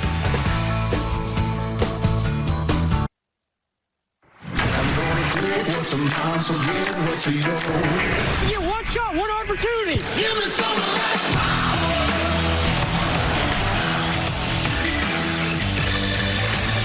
Bulldogs close to defending their SEC championship. 1 net rushing yard for Alabama, their longest run tonight, Kirk. 5 yards. That one factors in the 2 sacks against Simpson. Here's that 4th down play in the previous possession. Yeah, gutsy call, surprised with the decision to throw it as far as they threw that against a top corner. And Georgia takes advantage of the short field. What a move. He's been doing it all year, like you said. And this is the guy that we're going to start throwing around game balls for Georgia. It's easy to look at Stockton or Frazier or Zachariah Branch, but man, there were so many questions. Losing Drew Bobo. Been a lot of moving parts around the center. Bobo's been the guy that's been kind of that guy you could count on through being healthy and being the leader. And Malachi Tolliver has really played well in his absence. Redshirted last year, spot duty, sparing duty really in his redshirt freshman year. And there's Bernard, the kind of play they needed in that 4th down that you just showed. Gainer out across the 40, picks up 16. Yeah, and again, Georgia just with this big lead, they're just sitting back. See if they start bringing those backers that have been effective, walking them up.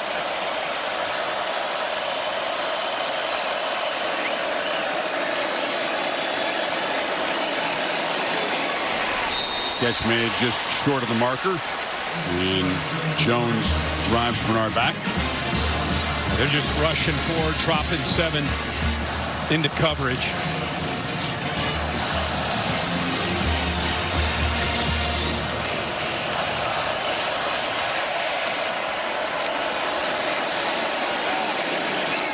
Tried to find Bernard yet again. Everett broke it up. Yeah, again, I think there are people watching right now, and I think if you're a Miami fan, I personally think Miami's going to be in because I think BYU's loss the 2nd time to Texas Tech could ultimately impact them. I think the discussion's going to be Bama and Notre Dame. I think that's what just in my opinion, I think that's what they're going to have to weigh and look at all the things you look at, and Bama's got a lot of good for them. Notre Dame has some good for them, so it's going to be an interesting discussion, I'm sure, in that room. We'll pick up on that in a second. Tide need 2 on this 3rd down. Simpson has time. Does he have anybody open? No, he's going to take off. He's going to be tackled short. It's going to be 4th down here. C.J. Allen, the heartbeat of this team. The guy that teammates say is just wired differently. And just to clarify, the reason I think Miami will be in is because I think BYU could slip beneath Miami, which would put Miami and Notre Dame together. And that's where the head-to-head would come in favor Miami over Notre Dame. Let's watch this 4th down play, and I'm going to pick up that with it because the Herb Street playoff predictor is different than the All-State. Yeah. And I am. make it very clear, I have no say in anything. I don't know anything. I'm just going by what the committee does with their rankings, trying to respond to what they do from 1 week to the next. And everybody's been clamoring about, what about head-to-head? What about head-to-head? But Miami's been so far away from Notre Dame. Maybe they shouldn't have been, frankly. Maybe they shouldn't have. But I'm just saying they have, based on the committee's rankings. And it really did come into play. Well, now, after last week's rankings, the only team that was in between them was BYU. And I don't think teams should ever be punished for playing a conference championship game. But in this case, you and I called the game in Lubbock. It was one-sided. You watch it again today, pretty one-sided. I just wondered, do they punish BYU for playing that second game in that conference championship? Or do they keep it? I don't know. I mean, that's what they have to figure out. Yeah, we'll watch the fourth down play. Alabama fans hoping they don't get punished for playing in a conference championship game. Sure. Difference is they did beat Georgia in Georgia the first time. They didn't lose twice to them as the Cougars did to the Red Raiders. That's the difference.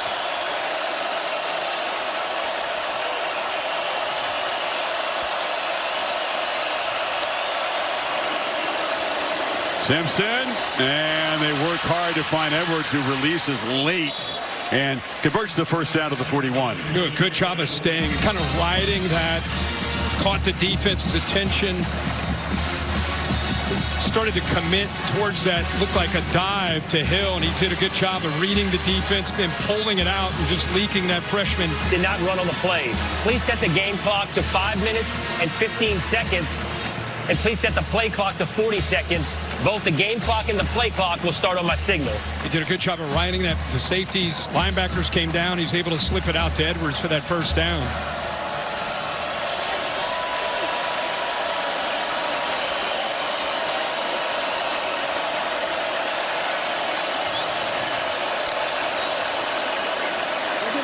Pressure is picked up this time. Simpson, long throw into traffic. Dangerous pass attempt. K.J. Bolden was patrolling the area.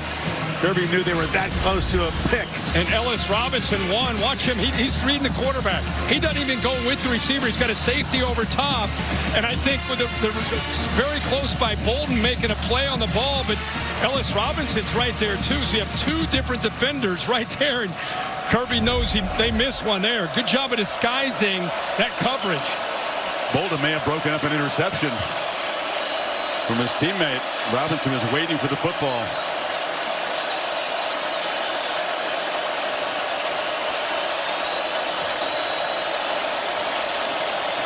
Simpson has some space. Can he get the edge?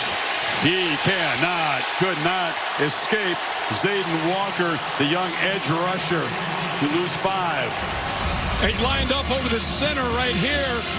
And then he just watches him. He's just spying. I mean, I don't know what kind of that's a linebacker, edge defender. It's got to be a 4-5, right? I mean, that is speed chasing down Ty Simpson. We saw Ty Simpson last week show some wheels. Looked like he was running with ankle weights on there with Zayden Walker chasing him down. He's very proud of his scrambling ability. He says he's a very good athlete, but taking some punishment today, not able to escape that time. So 3rd and 15. 2 plays to get the yardage. Short throw, Bernard. And it's a second throw downfield to Daniel Hill. A trick play. Hill rumbles downfield into Georgia with the pass and then the lateral across the field. That's incredible. And they brought 6. Once again, Simpson gets hit. They brought one more than they could handle, so he gets hit. What a job by Bernard, who was a Wildcat quarterback in high school, and did a good job there, not just throwing it, but leading him. Made sure it was a backwards pass. Now end zone for Bernard over his head. They've been all over number 5 tonight. Ellis Robinson in coverage that time. He does have the one kind of explosive play we've seen from either side tonight. Georgia doesn't have a 20-yard play. Bama's just got the 23-yard touchdown play from Bernard. Longer than 21 yards. Yeah. That kind of grinding game. They both sides, but especially for Alabama, yards have been very, very tough, and they tried to run the ball, but just they've been running uphill against his front from Georgia. Simpson, deer off his hands. Every single time he drops back to throw. Remember, this is the same teams that played, 10 weeks ago or however long ago it was, and we all marveled at the job Ty Simpson and his offensive line did, went into hostile territory. It converted on third downs, especially early in the game, the first 8, but he had time. He had a clean pocket. Tonight, 18 pressures in this football game. Every time he throws the ball, he's got somebody in his face. Like most college quarterbacks, Simpson's numbers are far, far worse when he's under pressure. He's just so efficient with a clean pocket. It's actually a pretty startling difference, and tonight it's been a big, big factor. Just has not been able to make quick decisions and clean throws when he's been harassed. That's one for Williams was way short. Yeah, and I think when you have that kind of success as a defense, Kirby talks about this a lot. Glenn Schumann, they're not always caught up in how many sacks did you have. They have 3 tonight. They don't care about sacks. They care about affecting the quarterback, which they have done almost every time he's dropped back to throw. 4th down and 10 here.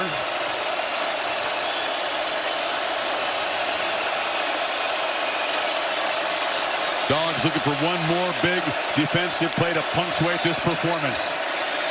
Pressure comes. Simpson stays alive, has to make something happen on 4th down. Spins away, heaves to the end zone. Oh, bounced right off the chest of Bernard. Somehow that ball found its way to number 5, but he couldn't come up with it. Yeah, that ball, it was just a desperation throw. And somehow K.J. Bolden, it went up and over him. Dalen Everett had his back turned to the quarterback, so the ball he tipped it just his second time. He's just got a fingertip on the ball. What a view right there. Otherwise, that's a touchdown. Just by getting that fingertip on the ball, change the trajectory in a millisecond, and their best receiver, Bernard, unable to hold on. And the Dogs 3-20 and counting away from another SEC championship, securing top 4 seed in the 12-team bracket, earning that first-round bye, which means we would not see the Dogs again until around New Year's Day when the quarterfinals would unfold. They'll need every day of rest. And Alabama, which was told by the computers and most of the pundits that they were a virtual lock no matter what happened today, has not secured the automatic bid, and will have to put it in the hands of the committee and hope that this performance doesn't detract from what was a pretty exceptional regular season with plenty of wins over ranked teams. There remains some intrigue tomorrow for sure, though. Oh, yeah. Stockton still has the ball and is weaving around and would just duck down and take a loss. Remember last year, all 4 teams that had the bye lost? Yep. 0 for 4. Also remember last year when Alabama took a kind of subpar Oklahoma team and lost on the road. That's eventually what kept them out of the playoff. They lost to a much, much better Oklahoma team again this year at home. And if Alabama does have trouble getting in the bracket and the committee goes elsewhere, it'll be the Sooners again that will have kept them out with that loss. That's true. What's the drama here, Chris? What do you think? Well, what happens 9 to BYU? through 12 is the drama. What happens to BYU after a second loss to Texas Tech? Are Miami and Notre Dame going to be side by side, which would favor Miami with head-to-head? And what are they going to do with Alabama? Is Alabama going to be okay? And if not, how far will they drop after have to play a bonus game against a team that they already beat in their building, in their stadium? Well, historically, every time a team has lost a championship game, they do drop. Sometimes just one, sometimes more. So you can expect some kind of a drop. Certainly talked about BYU. That was a different circumstance than this game, but you would expect Alabama to drop and get a little tenuous. Yeah. Noon Eastern time tomorrow on ESPN is that reveal. Here's Bowens. Chauncey Bowens spins out across the 30. And it feels like the top 4 seeds will be Texas Tech and Georgia, and if Ohio State, Indiana, depending on how that game goes, whoever wins will be the 1 seed. Whoever loses, if it's a competitive game, will probably be still up in the top 4, I would think. Look, we do make our living week to week in the SEC. but there's things to talk about when this conference, they tend to Bowen. Look, I mean, there's great teams in the Big Ten. The two best teams, 1 versus 2, and I can't wait to watch it. Texas Tech's a deserving top 4 team, but the depth of this league, the punishment that you have to absorb week in, week out, it's been talked about for a long time, but it is really a real factor when you look at teams trying to get to this part of the season and make a playoff case. You got teams like Texas, which lost to Ohio State early, took a non-conference game in a tough game. 14-7. Won the stat battle, lost on the scoreboard, and they're going to be penalized for taking that game because they're probably not going to make the field. Vanderbilt, great season. They're probably not going to get in. That's how deep this league is. So that's not hype, and that's not bias. That's just the reality. It's just watching the games. It's just truth. Big Ten has 3 really exceptional teams at the top. It's a very top-heavy league. The SEC, for a while, was considered very top-heavy when it was Bama and Georgia or everybody else. But now the depth is so significant that there are no easy passes in this league, period. It doesn't matter what the one-loss record is of the opponent. Be prepared to battle.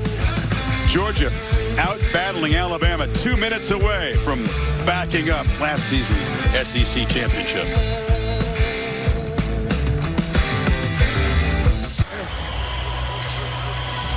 Two minutes from trophy time here. I'll have that for you after the game, the SEC championship game trophy. I'll have that for you here on ABC.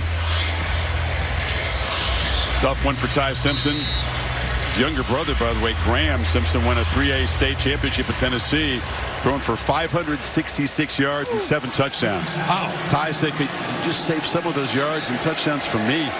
The different story of the Simpsons. As Ty's going to come up short, unable to match the brilliance of that first performance in Athens. It took all of what he had there to come out of there with a win, and Georgia was determined to make him really uncomfortable tonight, and they did so. Congrats to Kirby Smart and the Georgia Bulldogs. You know, we've been around their team all year. They've been known as a resilient team. You know, he talked about they've lost some great players over the years, probably more than anybody over the last 4 years to the NFL. This team had needed time to grow up, and they developed. They got more comfortable with each other, learned through some mistakes, and now they win an SEC championship. They enter the CFP as one of the more dangerous teams, in my opinion, going into it. It's going to be a lot of fun to see what kind of run they can make. Kirby, with those 2 national championships, said, I'm a guy that had more natties than SEC titles. These are hard to win, and now he's won them in back-to-back seasons and beaten Alabama in the championship game for the first time. Yeah, he and his staff, man, they so much to be proud of. Good to see him smile. I mean, these guys are under so much pressure. They just constantly pushing. They pride themselves on their physicality, and it sure paid off tonight. Gunnar Stockton, 20 for 26, 156 yards, a legend in the state of Georgia. Rabun County High School. He retired his jersey earlier this year. And now he's going to be an SEC champion quarterback for the Georgia Bulldogs. The Dogs move on to the playoff. Exclamation point to their SEC campaign.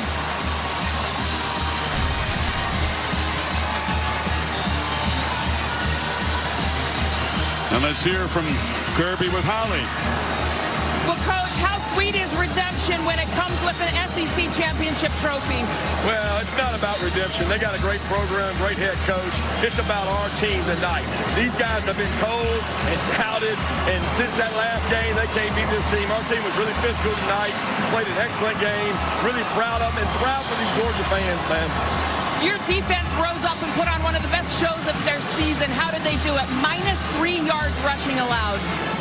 Trey Scott, Lynn Schumann, Thacker, T-Rob, Dante. That defensive staff's incredible. And that's Schumann and them's defense. That ain't my defense. That's Schumann and them's defense. Incredible job. Coach, you've said all season this is a team that cannot be killed. How does this give you some momentum moving into the playoff? Well, we got to keep getting better. We got a lot of young players who stepped up tonight. We had a lot of injuries. They had a lot of injuries. Proud as hell for this team. Thank you, Coach. Let's go to Laura with Gunnar Stockton. All right, thank you so much, Holly and Gunnar. This time last year, you're thrust into this game with no warning. Now you're able to win this game, and this is your team. What allowed for your success tonight? This is awesome. Just the journey this season has been so far. it's been awesome. Just being able to play with all the teammates. I love everybody, and it's been amazing. I'm glad we have another road ahead. Yeah, I know it breaks your heart that your friend, center Drew Bobo, couldn't play in this one, but what can you say about the way that Malachi Tolliver stepped up? Yeah, Malachi did a great job. He just stepped up, and he played his butt off today. And I know this one hurts for Drew, just how much it means to him, but Malachi did a heck of a good job, and I was proud of him. You got a front row seat to seeing your defense absolutely hunt Ty Simpson. What did they show you tonight? Yeah, that's what I have to go against every day in practice. So I know what Ty feels like, but I thought the defense did a great job and held them to little points. I know you guys didn't want to make too much of this being a rematch, but you were able to get the better of this Alabama team after they did that to you at your place earlier this season. How would you describe just how well this Georgia team is playing right now when it matters most? Yeah, I think we're clicking right now at the right moment. And it's fun when it's like that, and everybody's having fun playing football and enjoying what they're doing. All right, congratulations. Thank you. Chris. A tremendous achievement, as we've said. MVP for going 20 of 26 with those 3 touchdown passes. Just in really complete command. The whole team was, and he's the beneficiary of a team that was incredibly well prepared. They won the line of scrimmage on both sides. And I think that really the block punt got them going, the interception by Everett. But this is a football team that came in and played really all 3 phases. They dominated this game. They deserve all the credit. You could hear Kirby Smart say, basically this team has a chip on their shoulder. They're tired of being doubted. They got to keep that energy after this championship, after this accomplishment. Don't lose that chip. Keep playing that way as they get ready for the next round. I love that they're doubted. 12-1. They were favorites tonight, by the way. But you know what?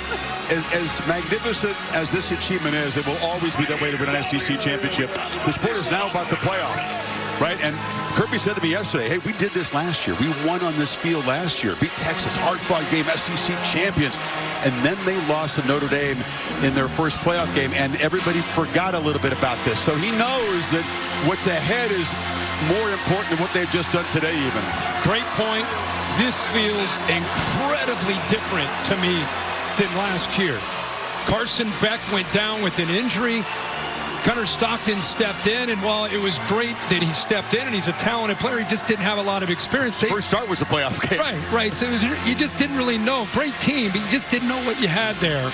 This team is doing this. This team is saying, bring anybody on. So I think it's a very different set of circumstances as long as they get this accomplishment and keep that edge that they played with tonight. They'll be tough for anybody to beat. Well, I don't think they're going to lose in the first round here. I'm just saying that there's so much hinges on that. As great as this is, you're still, when you're the level of Georgia, you're judged by what you do, quarters, semis, championship game, etc. And if they get to bye, it gives them some opportunities to get healthy. This is a banged-up football team. A lot of guys had to play through some injuries tonight. Gives them a chance to recover and really get their mind and I think their bodies right to make a run in the postseason. And for Alabama, which faced this Georgia defense, we'll talk about their situation in a second. Really early on, the Dogs were swarming, hitting hard, pressuring Simpson. Yeah, it was a tremendous effort. I think that Glenn Schumann, I'm glad Kirby Smart said that. This is Glenn Schumann's defense. Everything they did, they just seemed to be one step ahead of what Ryan Grubb and this offense is trying to do. They won the line of scrimmage. They were bringing a variety of different blitzes. I mean, Ty Simpson, his head was on a swivel. His defense is led by C.J. Allen, number 3. And he made a lot of plays, but they were very, very well prepared, especially considering they lost to this same team. This time it would be a different story. There's Glenn Schumann right there with his kid. It looks like his blitzers are all over him like they were over Simpson. Exactly. I tell you, they will need that time off at 3 weeks, I guess, till they're back on the field. Even if you do get a first-round bye, you got a couple weeks before recovering. And that does get me to Alabama because that's also part of this equation. One of the 4-way ties for the regular season title in the SEC.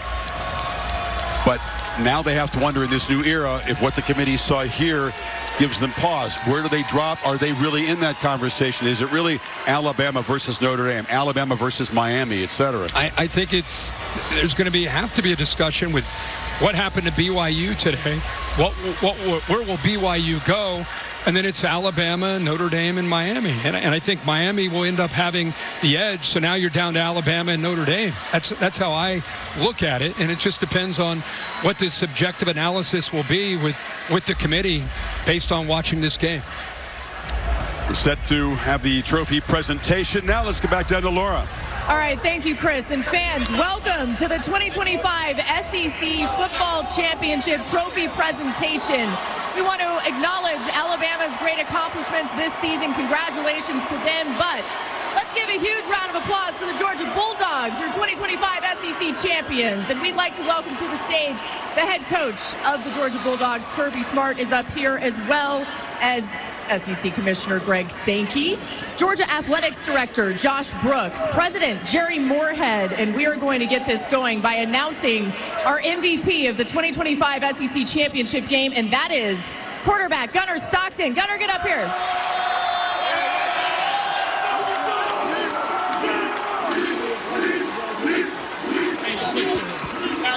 Now listen, Gunnar, I know you don't like to take a ton of credit, and you love to give the credit to your teammates, but when we were just about to do the interview down there, a couple of your teammates were coming by and they said, he's the one. What can you say about this group and the way they've supported you?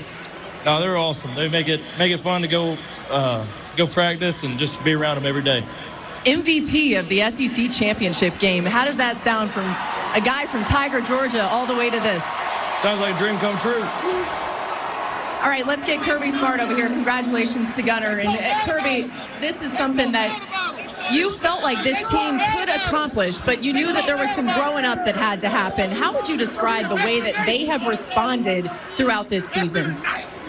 They've responded in the face of so much adversity, so much criticism, and they just kept getting better and better. A couple of them just told me they want to go back and practice tonight. They said they want to get out there tonight and get a bloody Tuesday when we get back home. That's the kind of mentality this team has. They want to practice some more. They want to practice some more. They love contact, and we love them. What can you say about this Georgia fan base that packed this place, a place that you're all too familiar with, the way that they have continued to show up and be a heartbeat on the outside of this team? Yeah, they were all here last week. I want to thank the band, especially. The band has been incredible and loud and rocking. We love our band. And you know what? These fans have been through a lot of heartache and agony in these games, but not tonight, baby, not tonight. One more question. Are you guys going to practice tonight? I don't know. She wants to know if we're going to practice tonight.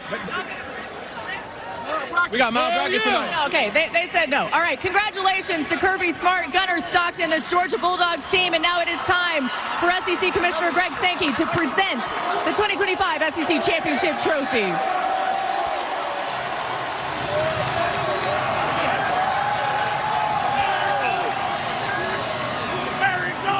Chris, I'll send it back to you. Confetti falling inside. Just what we saw last year for Georgia.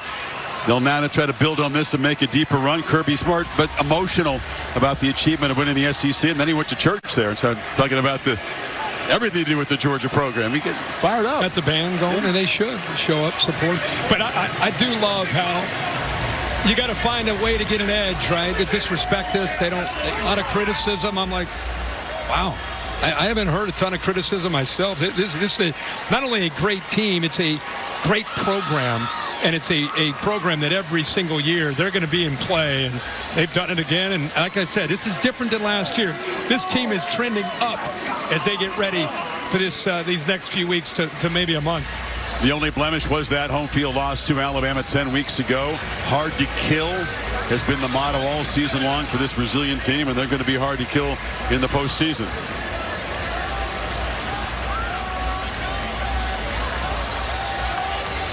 A block punt and an interception set things up early. Gunnar Stockton on the offense, efficient. At defense, just smothering, suffocating. And the Dogs win it 28-7 to take the SEC championship. Noon Eastern time tomorrow over on ESPN. That 12-team bracket revealed. We know you're going to be there for that. Bill Bonnell produced the game. Jimmy Platt directed it. Thanks to our entire crew. The Mark Demento, Bill Black. Darren Brown up here. Allie Moss, our entire crew here in Atlanta. So long. For Kirk, Holly, Laura, Bill, Chris saying, we'll see you next time. Let's go to the studio. Dominating performance by Georgia Chris. Darian Mensah leading the ACC in passing yards and passing touchdowns. Duke with a chance to create some chaos. ACC championship game against Virginia, less than 40 minutes away, prime time on ABC. We'll be right back after these messages. Thank you for watching this presentation of the Southeastern Conference on ABC.